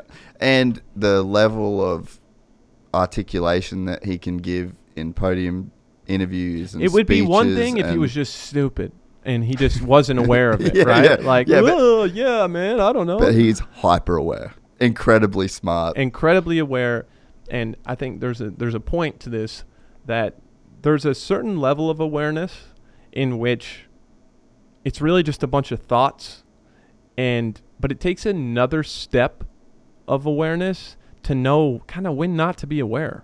Yeah, yeah. Like, so When enough he's really thinking is aware, enough. but he doesn't seem like an overthinker Yeah. to me. Yeah. Maybe he was, and now he's not. Maybe that's a step that he's taken kind of behind the scenes within himself. But he's kind of low-key, a little quiet, kind of seems like he kind of stays to himself a little bit. Those are the really, really smart ones. I would think if he took an IQ test, he'd be up there. Oh, yeah, yeah. He knows what's up. Big time. And I think, what was I gonna, Hunter Lawrence fan club. Yeah, I I'm gonna know, start right? the IG right now. Yeah, I was gonna make a little final point on that before I moved on, but yeah, I'm so impressed with him and the way that he deals with and carries. Oh, dude, Hit me. he almost fucking retired. I know. I know. Almost retired. I remember it. Fully just thought that he was never This coming was like back. 2018 maybe, Yeah. something like that. And Then he came out in 19 when But I he had that had really that- good year, that and he had Paula. that moto at Paula, Yep. in which he definitely had me beat, but he crashed. Yeah, I think I don't know for sure, but I think that moto was one of the most important motos. Of Then he his won career. High Point Yep. to a first moto at High Point. Yep. So it's like he came from the depths too. Yeah. You know, like, so all of this, it would, like, And I- everything that we're saying would be crazy impressive. Yeah, by but itself. But then you add that in 2018, he legitimately thought, Yeah. was like, Wrapped his head around it. I'm probably done. just going to train with Jett, work on the farm. Crazy. Like, had this whole other life Planned out in and your head. scenario built that he'd, like, accepted that was going to be the life that he And lived. I think that I have a very unique perspective in which I can. Yeah. I don't know the whole brother kind of layer to it, right? But just everybody knows that, my story of just the ups and downs and everything that comes with that. And just, I don't know, just really being able to relate with that. I think that's why I just feel the need to make people aware of that, because that is just so damn hard. Like, it is so damn hard to do. Yeah, And to, like, mentally accept that you're done. Yeah. And then not be and done. now he is going to make, not that it's all about money, but he's going to, generational wealth. Like, Yeah. he is that good. It's cool to see. Yeah. And it's changed as well. And this would be cool to get your take on. And I think, dude, James was so good this outdoor season with, like, relaying the messaging. But it's like those guys kind of changed how motocross races are even raced with the way that they were working together at the start of those motos. And you could kind of see when Jett went, Hunter was, like, a little bit lost for a couple rounds, I think, because it was like, this is different to how we were doing it. Yeah. You know, Jett was using Hunter as, like, okay, you Like go a out pace. front. A pacer. Yep. It was like cycling. Yeah. Where they or were just running, like when the guy broke the 2-hour marathon barrier. Yep. Totally. And even where they line up on the gate, all very intentional. Everything that they do, and I can relate this a little bit to, like, John Tomac. It's kind of the same way. Very, mastermind. Like, he's the one pulling the strings on all of it. Not that Eli doesn't have a big say in, of course, but it's really helpful to have someone. Well, when that you can trust intelligent. someone. Yeah, and you Yeah. can really trust someone, and there's nobody like family, to somebody that's not on the payroll that's going to be dead honest with you, and there's something to that there. And just managing all those relationships in this circus, like ups and downs, the emotions and everything, it takes a lot. And I always pay attention to that. Like, I love that stuff. Seeing where they line up, seeing how they talk to each other, when they talk to each other, how they exchange information, and how they ride out there. It's cool. I think Adds a whole nother nother dynamics, whole nother thing to watch. Yeah, and I think that's a great piece of insight that you can bring when you're doing the broadcasting side of it, you know, because you've just got such a different eye for that shit. That's why I think I will do my best work when I'm more comfortable as I get into it. I even felt there was a big difference between my first outdoor this summer and Vegas. Like, to be able to get to that second and third layer of thought where I can really relay something, like something that you have to have expertise and experience to know, but to be able to really articulate that where somebody can grasp it. I think that's what I'm going to be able to do as I get more comfortable. Because like I'm definitely not my best yet. I need more time. I need more work, and I'm still like practicing during the week even. Yeah, because that is something I struggle with, even the press conference stuff. How do I ask this question? Like, how do I ask this in as few as words possible, but to get the maximum response? Yeah. So it's different because you're not trying to get a response from people, I guess. Like, I guess in the press conference, I'm trying to actually extract information. But, man, to just say something clear and concise and get your point across without asking the fucking same thing 3 times in 3 slightly. It's hard. That's a very difficult skill. It's hard. It is really hard. Like, one of the things we talked about a lot this last few races is the power tire. And by the end, I'm like, okay, guys, we cannot talk about this damn tire anymore. But it's hard. Yeah. It's hard to, you look back and you watch it. I hate listening to myself talk. It's so hard for me to watch the race back. But we have a guy, Doug Cabrera, that sends us sends us a link to the race so we can watch our parts back and kind of go over it. And I relay those, and I'll have a meeting with Tony, and we'll kind of go over it step by step, like piece by piece of things that we can do better. But when you look back, you always notice things that, man, I didn't say this. And a lot of the thing is you have a lot of we have a rundown meeting on Friday before the race where, Bondo is like, we'll all have our scripts, and Bondo will be like, host desk, we're going to come, JB, Katie, Adam, we're going to come to you guys. I want to go to AC first, and I want you to give me your 250 thought. What do you have? So right there in the in the meeting. So he's just hitting right there in the meeting. I'll be like, this is kind of, we need to see practice, and we need to see kind of how things are setting up throughout the day. But this is kind of what I have been, this is a thought that I've been working on for a week. Yeah. Right? Like, this is one thought this is one point I really want to make. Yeah. So it's almost, you put in a lot of work to those little hits, and you have an idea of what you're going to say, and then you have to change kind of on the fly if the day develops in a different way. Yeah. And the big thing is you can't you put so much effort into those thoughts, but you also have to speak to what's on the screen. Like, what's your your B-roll? Yeah. Like, Bondo, what's the B-roll again? Like, what are we showing during this piece? You have to speak to what's on the screen as well. So I could sit here for an hour and talk about it, but there's so many little things like that make it, that make it difficult. But difficult's good. Like, if I just got on and just mastered it right away, I'd be probably pissed off. It'd be boring. Yeah. Yeah, and you just getting the opportunity to do a new thing too. Like, I feel like there's like a whole new. We're just about to go in this whole different direction in terms of Supercross broadcasting, and I think you're gonna develop into that. I think we have a lot of guys right now that really care, like RC and James Weege. Jason Thomas has been unbelievable. I mean, that guy is incredible and so helpful. He needs to stop saying that guys don't like him. He's speaking it into existence. Guys don't like. That's what he says. Yeah, all the time. Every time I watched one pulp clip and he said it, and I'm gonna say to him, mate, stop saying that people don't like you. No one doesn't like you. The work speaks for itself. Yeah, he's unreal. Very good at he cares a lot. You're very good at what you do. Justin, Brayton, Katie on the host desk, she cares. Everybody is just in a place where we all want to be proactive, and we're all bringing our thoughts to the table. And like Bondo, our producer, Kid Edelson back in the TV truck, everybody behind the scenes is very. It's not a hey, just follow orders thing. Yeah, it's all a collaboration, and I think that's when the best work is made, when kind of everybody is involved with it. So there's a lot of different things. Like, there's a lot of ways that we can go and continue to make this better. Yeah. And I'm excited to be a part of that. It's not just like a template. Okay, we're just gonna stick you in here and you do the normal thing, right? Like, there's gonna be some uniqueness to it, and like you said, crazy good time. What do you see for the podcast? I'm not sure yet. That's a great question. I'm I'm kind interested. of having some meetings about that around now. Nice. So You like kinda- doing it?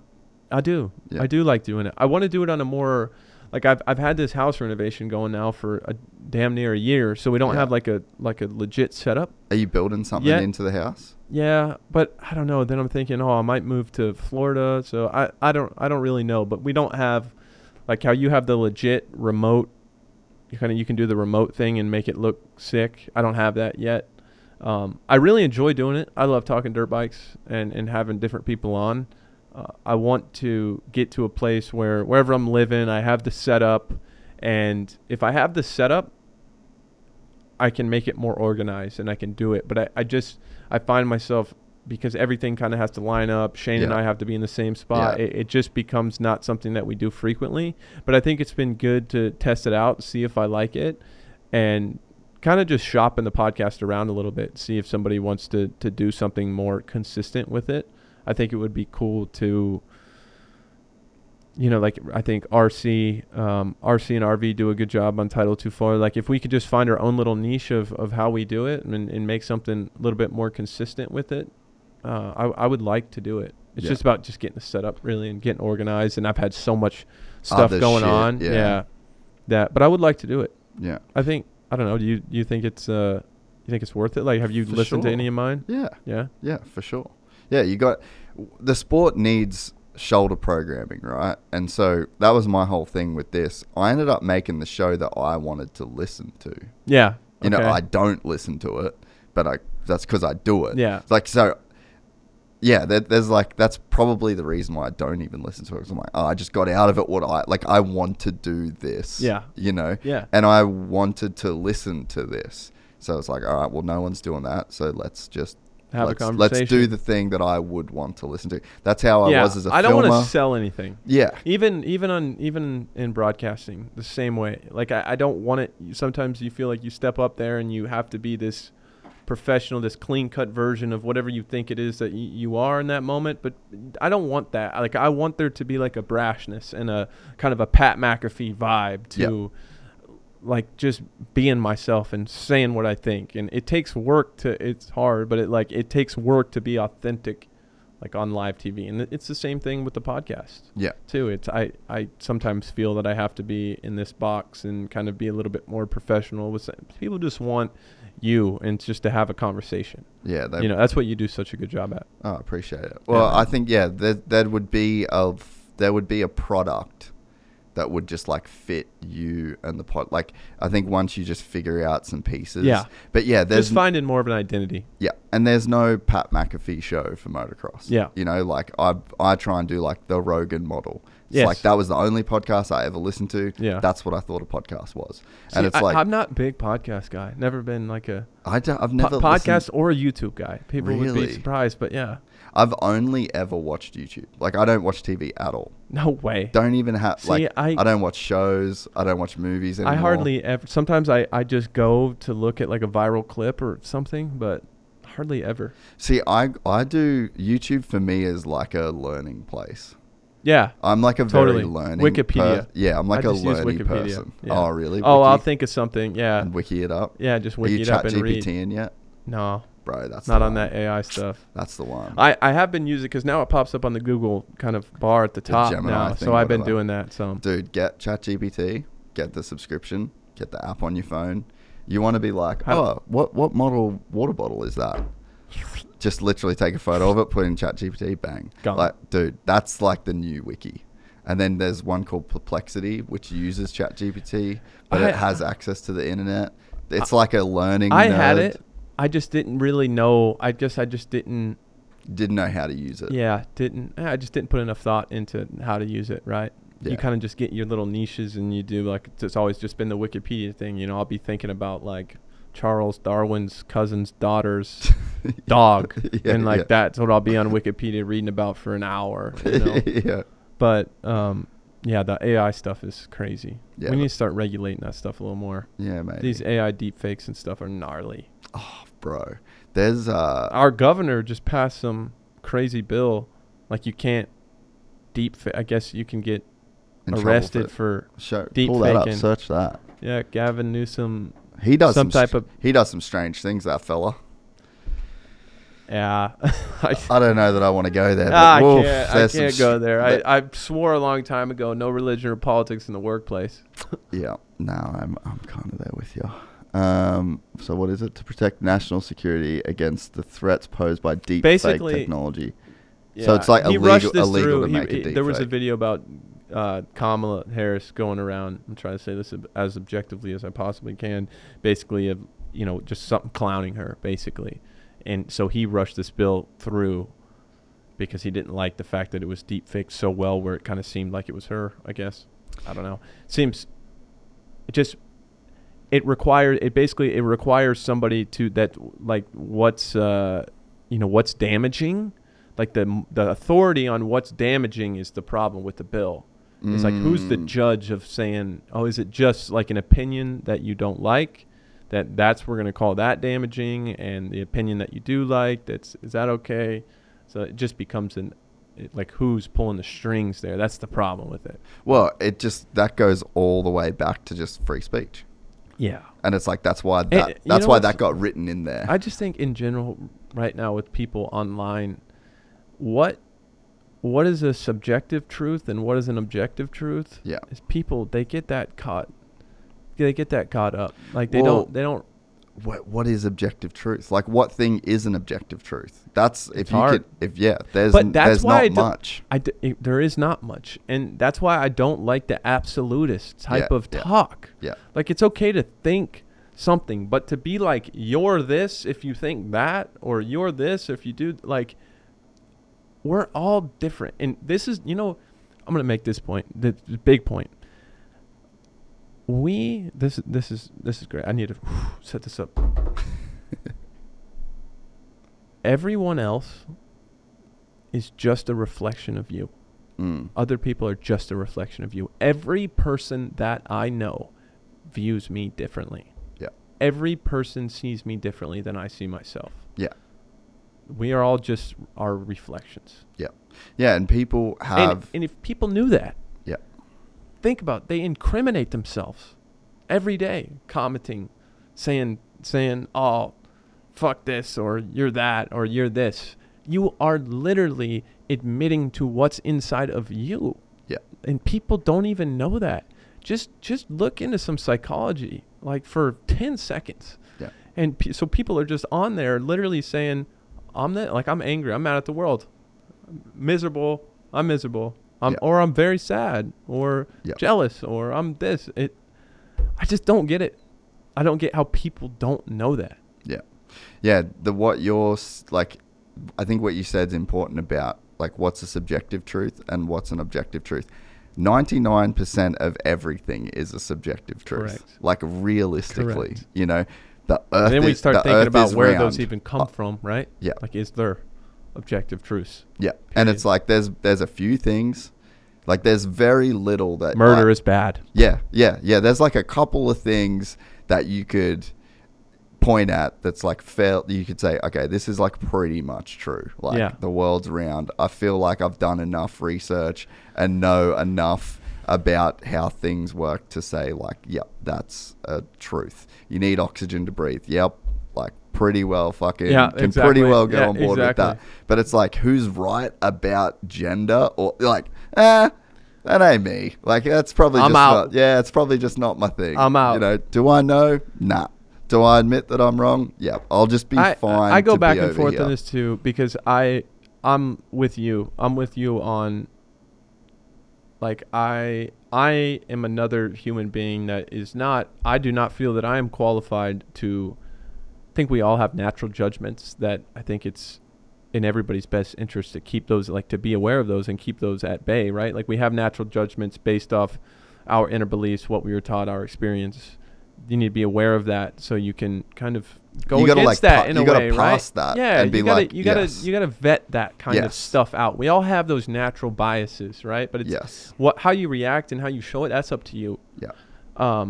And I do, like, I've always been like, it's not my place to say this is wrong or I'm just another human. Who am I to judge?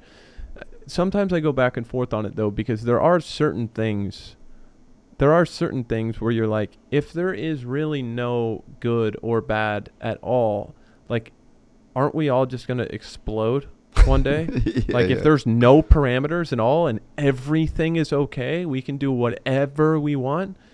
Then I think to myself, well, there's got to be somebody pushing back. But I don't want it to be me. It can't be me. I'm like, you guys can battle over this. I really don't want to. Yeah. I just don't want to be that guy that stands up and says, this is the way. Yeah. Right? But in a way, there has to be those people, or else it would, if everything was okay, murder would be, we would be living The Purge or whatever kind of horror movie like that. And in no time at all, right? So there has to be push and pull. Yeah. But I can talk about this for another couple hours, how I feel everything in the world is perfectly balanced. Wait, I'm going to piss, and then we can wrap this thing up. Not bombing about. Where are we leaving? I think we said what we needed to say there. When did you... One thing I was curious of, when did you actually make the call, like, I'm done? Have you spoke about this before? I don't think so.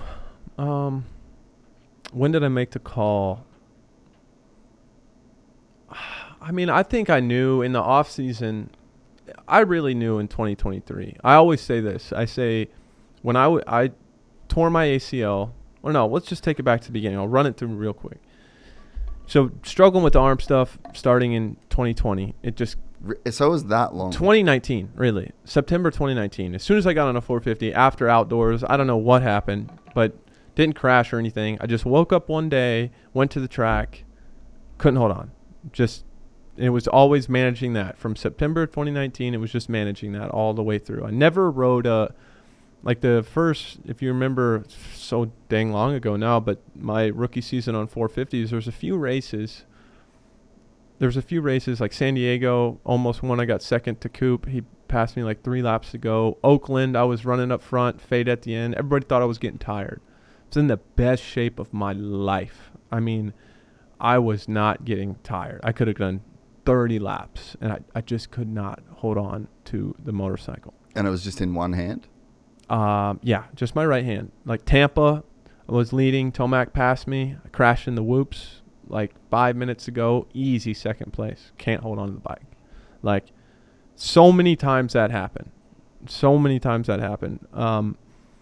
But 2021 comes around. I think I won like High Point, did half of outdoors, but then I got my ulnar nerve transposed, and then they basically shaved this bone, like my ulna bone or something they said was too long, messing up the cartilage in my wrist, which ended up making it worse, actually. Yeah, but I'm 2021 offseason going into 22 Supercross.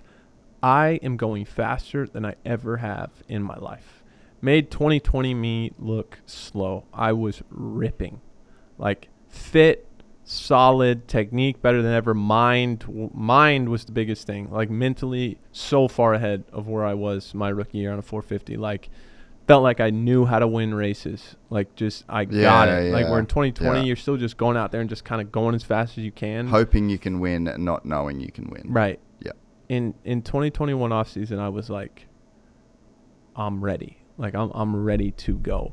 2 weeks before the first race, I'm going through the whoops, doing a 20. Managing it like I always am, ripping through the whoops. That's one thing that I worked on a ton, ripping through the whoops. I didn't even used to go through the whoops with my finger on the clutch like Stu. Like, it was no clutch. And so I got my finger on the clutch. Everything was a little bit more stable. Go through fourth gear, fast. Hand slides off. Bad hand slides off. And just, I mean, a monumental crash. I mean, I flew 40 feet in the air. It was insane. So that's why I did my AC separation in my shoulder. And I could, if you remember that A1, there's this big set of whoops after the finish line. I was like doubling through them. But I was in third for like half the race, and I could not lift my shoulder above. I ended up getting like 10th or something. And then I went to Oakland, kind of did the same thing. Still was like pretty fast even with that. I didn't really want to ride, but kind of had to. And San Diego, big set of whoops, just a weird deal. I kind of got out of control.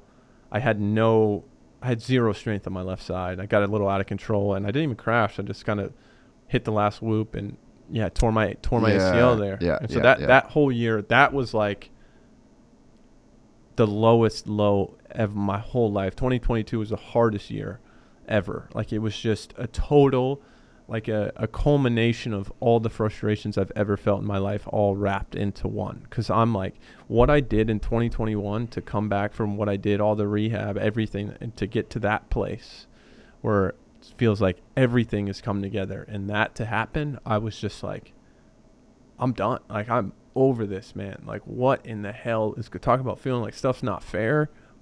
Gnarly. So right then, it kind of like, it started a kind of a journey for me right there, where I was like, I knew it wasn't really going to get any better, but Cowie, I was honest with Cowie about where I was at. I was like, this is what we're working with. There was always things in place to try to get it better. Like, oh, there's this surgery, or I never stopped trying. Stem cells, never stopped trying to get it better. Acupuncture, everything. I have people message me every single day saying, oh, do this. Because that's a thing too. When you're in that position, you just start looking to anything, dude. Even that ayahuasca thing that I did, 50% of that was because people have like healed their cancer doing that stuff before. Oh, so it was even just to try and I was willing to do anything to fix this thing. I was like, here it is. Everything's right in front of me right now, and you only get so many chances. Yeah. You're not going to get another one. And I came back for 2022. That was the year that Tomac and Chase went at it in outdoors. And I think right then and there, the level of the sport, it just shifted a bit higher. It shifted, and then it was a young generation. It was Chase, and I was kind of left behind. That was just kind of how it went. I still did everything I could in the off season, leading that's up, also leading to just 2023. how sport goes. Yeah, There's it is. just It's so times much where of it it is gets- timing. Yep. It's timing and making, you're on the right equipment. And then in 23, we were struggling with the bike. Wasn't the same as like the 2021 bike. It just didn't feel as comfortable. I didn't have the same strength that I did before. Kind of my shoulders started to deteriorate a little bit too. And that was already something, like, just dealing with how my shoulders are is kind of difficult. Not that I couldn't get it done with it, but it was difficult. And then I came back in 23, and like the off-season training, it's just not consistent. Like, I can't go out there. I don't know on Tuesday if I'm going to be able to go out there and get 220s in. Like, I might have to do 120 and then do 120 going around the whoops, or, I just have to work a section, or I have to do 5 laps at a time, or so. Dealing with that frustration every single day has made me who I am now, because every day for 5 years, it's like, what am I going to get? What am I going to get today? I'm still giving everything. I'm still sacrificing my entire life. It's still number one priority. I'm still training like I want to be a champion. I'm not like, oh yeah, I'm a 5 to 10 guy now. Like, let's just kind of chill and take it easy. No. Like, I was all in. And people, because of my happy-go-lucky demeanor, right? Like I explained, people think, oh, well, I didn't care. Like, you're just taking up a seat. Give it. No. I gave everything. Like, I gave every ounce of me to try to get back. Like, there's not one regret I have. I mean, there was days I would go to the track, go to the gym, I'd keep it together for long enough, and I would come home and I would just lose my mind. Like, clearing shit off my kitchen table, like punching walls and stuff. And that ain't me. Like, I gave everything. It broke me. Like, it broke me. And so 23, when I came back, I think I came back after not racing for a year. I think at A1 I got like 9th. It's pretty decent, right? But I kind of knew then. I kept trying, but I knew then that I missed the window. Like, there's too much time off the bike. These guys have gotten. It wasn't necessarily. I've always been able to get back. Like, early in my career, I didn't race. I raced 14 Supercross, almost won that title, and then didn't race Supercross in 15 or 16, in like key developmental years. And I almost won the championship in 17. Yeah. Like, I could always come back, but my work was affected so much. I couldn't work the way that I had to. It was so modified. Yeah. And there was so much frustration. Like, even right now, getting it. Like, I'm like, I could flip this table over. Well, you're probably too weak in your shoulders, but I know. I know what you're saying. Straight up, get arm pump. But 23, I kind of started to see the writing on the wall of like, okay, you could probably ride this out for a while. You'd probably be like a 5 to 10 guy for a while, But I had some good results. Like I had that podium. I mean, most of the guys Yeah. were hurt, but I had that podium Yeah. at Denver, and then I had a podium at High Point. I like ran Kenny down for a second. Like there was a burst of speed there where every once in a while there was a day during practice. This thing is weird. Sometimes it would be better, and I would go. And that was the hardest thing is that there were that'd be days that would be frustrating. good. I remember going on a Tuesday. I forget, it was during the 23 outdoor season, and I was just ripping, and I'm like, dude, I can win this weekend. I was going to a track, Colorado or something, where I was good, and I'm like, I can win this weekend. I showed up, I could barely even ride. So you live that cycle enough times and make the most optimistic dude cynical, right? Yeah. And you're alone too, like living alone through all this. Yeah. Which would have been gnarly. Yeah, I was doing long distance like with my girlfriend at the time. She was Yeah. like in Australia Yeah. or something. But I'm glad I went through it alone because I didn't have anything to fall back on. Yeah. You know, I wasn't coming home and, crying in my mom's lap. Like I had to deal with it all myself.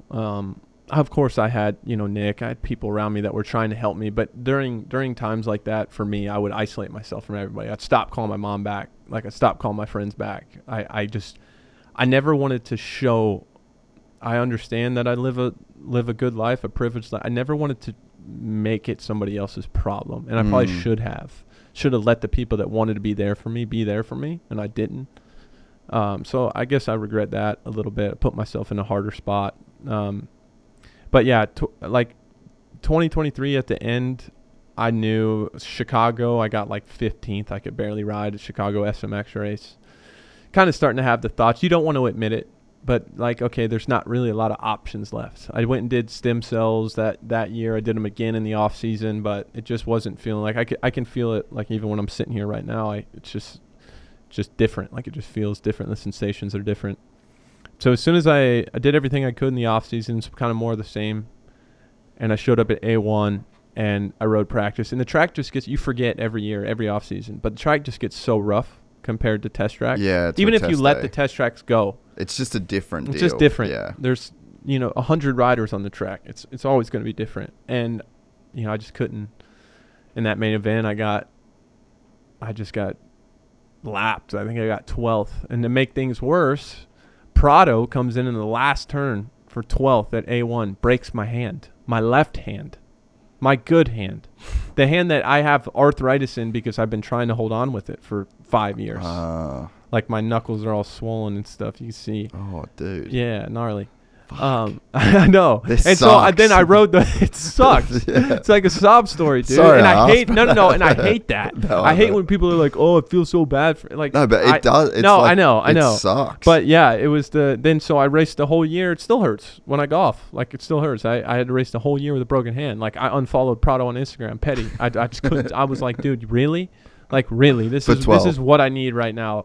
This is like you're gonna break my only good hand. Come over here, break. That's what I always say now. I say, come over here, broke my hand and took my ride. No, but I mean, water off a duck's bum. Now it is what it is. It's fine. He was just doing his best, but yeah, I mean, right after A1, I'm like, no, I'm not gonna do this. I'm not gonna keep doing this to myself. It's not worth it. I could get a ride on HEP and make $400,000 a year with gear and everything and be a 10 to 15 guy. I'm not going to risk my life for that. Like this, I've gave everything, like mentally, physically. I'm drained. I'm exhausted. I've given everything that I possibly can to this sport. It's time to do something else. So after I tried to ride A2, but it was so rough with my hand that I took a few races off. Yeah.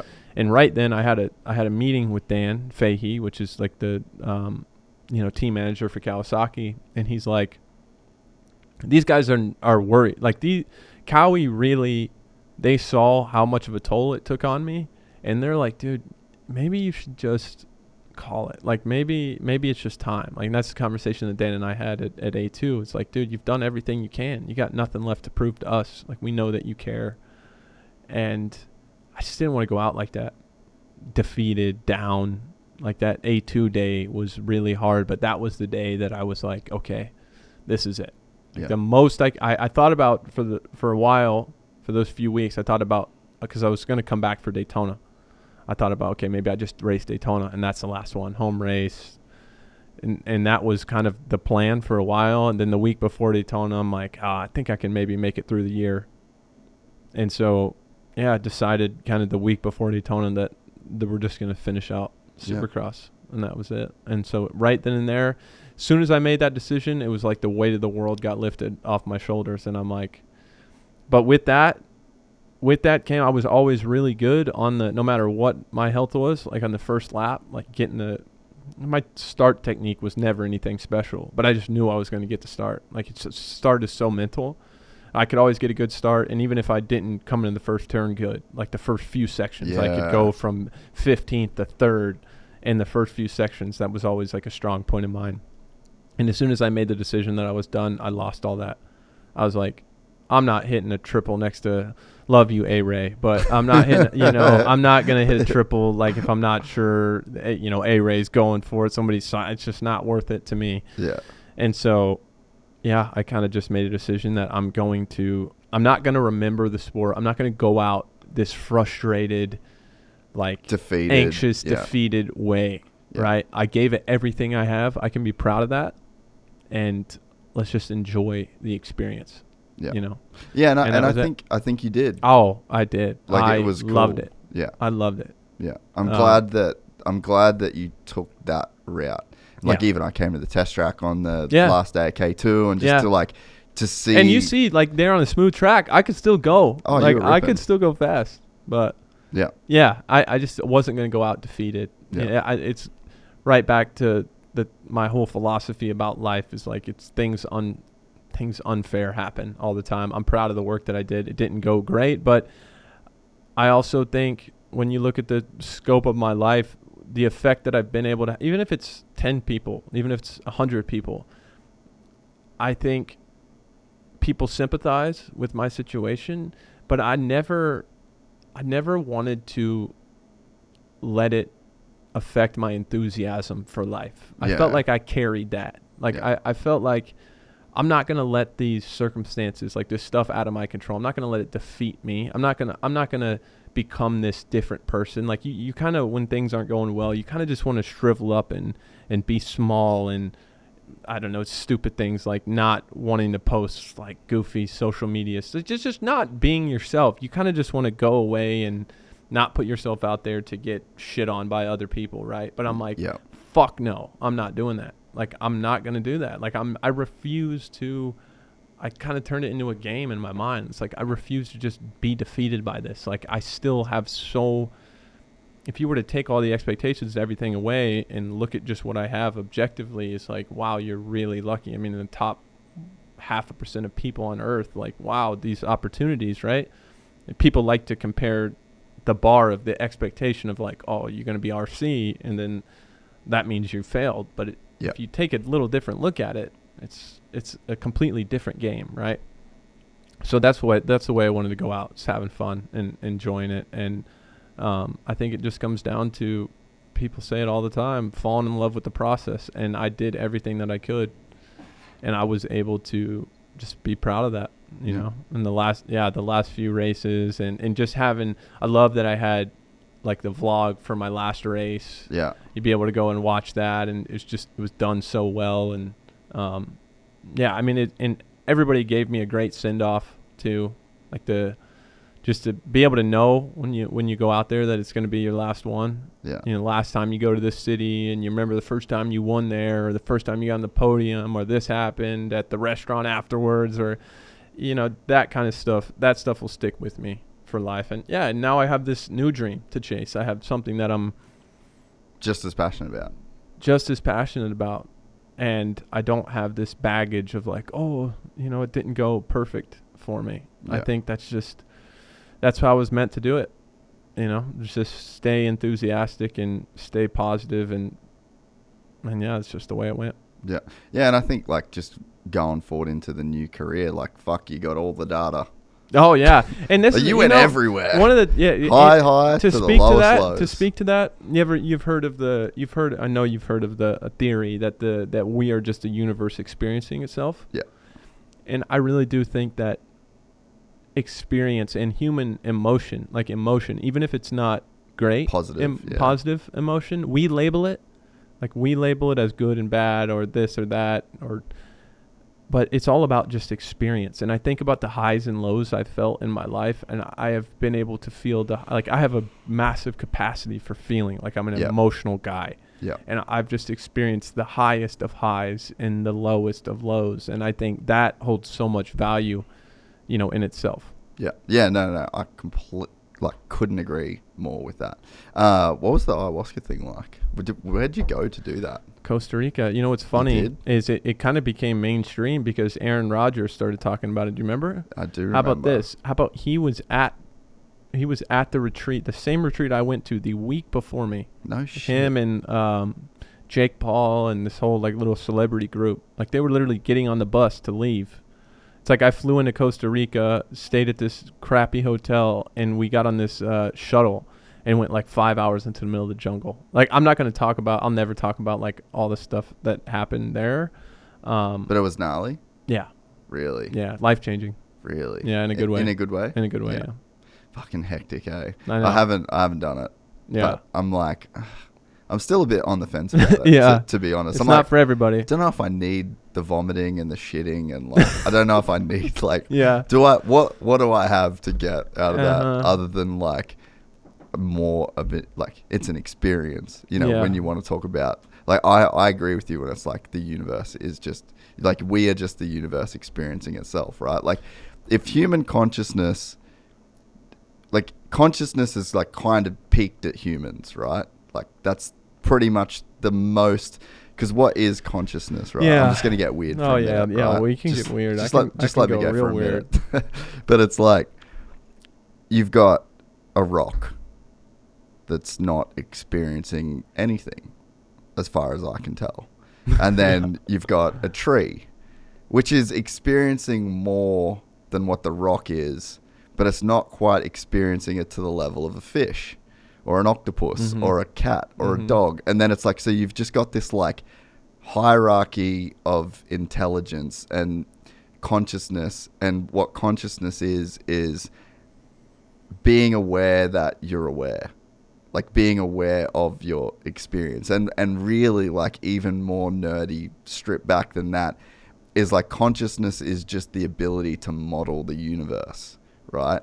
And so a tree is modeling its environment, and there's these payoffs, you do this, it goes good, you do that, it goes bad, right? So then it just organizes its intelligence to do more of the things that are good than bad, because then you die, right? Yeah. So it's you get all the way to human experience. That is the peak level of the universe experiencing itself. We've essentially modeled the entire universe as far as we we can tell. As far as we can see it. The thing that I always think about, and we talk about those big existential questions, is just because we are the peak of consciousness, and you look around the room and you see the same things that I see, who's to say that that's all there is to see? Oh, but we know that's not. Yeah. Yeah. So when you talk about things that you don't understand, it doesn't mean that they're not capable of being understood. It's just that we're not built for it. Well, we only have 5 ways of modeling the universe. We have sight, we have sound, we have smell, we have taste, we have touch. Yeah. That's it. We're just we're these 5 mechanisms of aggregating data and bringing them into this one thing. But there are so many more things. And that's what science is. Science is literally observing things that we can't observe with our own senses. I guess when it comes to this kind of stuff, if you sit here and you think about stuff like that all the time, and I think I got to a place where, when you're 18, 19, and you don't know what to do with all this type of thoughts and you're contemplating things, there's a point where it's detrimental. Yeah. And I think everybody goes through that, where it's not doing much for you. But when, kind of just as you grow, the existential stuff doesn't get me down anymore. If anything, it's amazing. Yeah. It just adds to the experience, where I think a lot of people that don't maybe live their life and they don't really touch on that kind of stuff much, I think they're missing out on a lot. I don't think, from what I can tell, we all have friends that you can, you and I, really connect on that level of the way that we think and we see things. But in general, it doesn't seem like really a lot of people are ever contemplate those big questions, right? And it's very evident because people get so, and we're this way too sometimes, but like they get so wrapped up in like little problems, like what's directly in front of them. Yeah. Right. And that just becomes apparent that there's not that ability to zoom out. And I just wish more people took that time to do that, because I think it adds so much value to your life and just the experience. Yeah. Yeah. And I think that's the best way to say it, is like there's a point where you can like think this thing down to the bottom. Yep. Just think it we're all the way. Meaningless. Oh, we're doing, you know. And then, but I don't think that's the bottom. I think that's like that's a that's place a to get stage. stuck. Yeah, you know, so like I think everyone gets to that. Yes. I remember having like a period of when I like really got into the meditation shit. I had like 3 months where I was just like, it fucked me. Yeah. I was Free like, will. I was so down on it, but Yeah. then it's like there's levels deeper to where you joy. just what you joy, say is like love and joy is at the end of every tunnel. because the alternative to this human experience. So there's this human experience that is full of joy and sorrow and pain and loss and mortality, and there's all of this to experience, but the alternative is nothing. There's so much that's in this universe that is in it, that we can see it, we can feel it, we're a part of it, and it doesn't even know it exists. So it's like to be one of the lucky Think tiny about the odds of us percentile. sitting right here at this table, man. That's why like I hate when people come up to me and they're like, "Oh, I feel so bad for you." What do you mean? Don't, homie. What do you mean? Yeah. You know? What do you mean? Yeah. It's crazy. Even a life full of suffering is beautiful in a way. Absolutely. Because the alternative is I think just if anything, nothing. that's the most beautiful at the end of it. I got a great grandpa I talk to all the time. He's 106. What an innings. Right? Like, What an innings, bro. yeah. Like that's Gnarly. he made it. He made it. But that's a fucking dude that made it in Exactly. life. To be talking to his great grandson at 106, you made it. Big time. Yeah, he's getting to see me. Like, he's got my sister has kids. You know, like great granddaughters. That's wild. It's insane. Well, mate, thanks for doing this. I appreciate it, dude. It was fun. Yeah, really. I'm glad we fun. got a little weird at the end. Same. Yeah, it was nice. Yeah. Feels good. And open invite as always. I'm glad we did this too. For people, this wasn't organised. No. I just had we just went straight off the top. Yeah, and I just texted you through the week, and I was like, "Wait, let's fucking go." I'm It was like recording all week. yesterday, Yeah. 2 days ago. Like, let's do this thing. Yeah, No pressure, but if you want, let's go. And this is how it worked out. I love it. And I think the people are going to be extremely stoked. Yeah, let's golf. I know. I was about to say that. Let's do it. See you guys. Appreciate you having me, dude. Appreciate you. Always bro. a good time. Thanks for everything. Anytime, dude. We'll do it again, part 3. We will, for sure. Adam Cianciarulo, ladies and gentlemen. If you enjoyed this content, please like and subscribe. And to listen to the full 3-hour podcast, search Gypsy Tales in your favorite podcast platform or click the link in the description below. Gypsy Gang.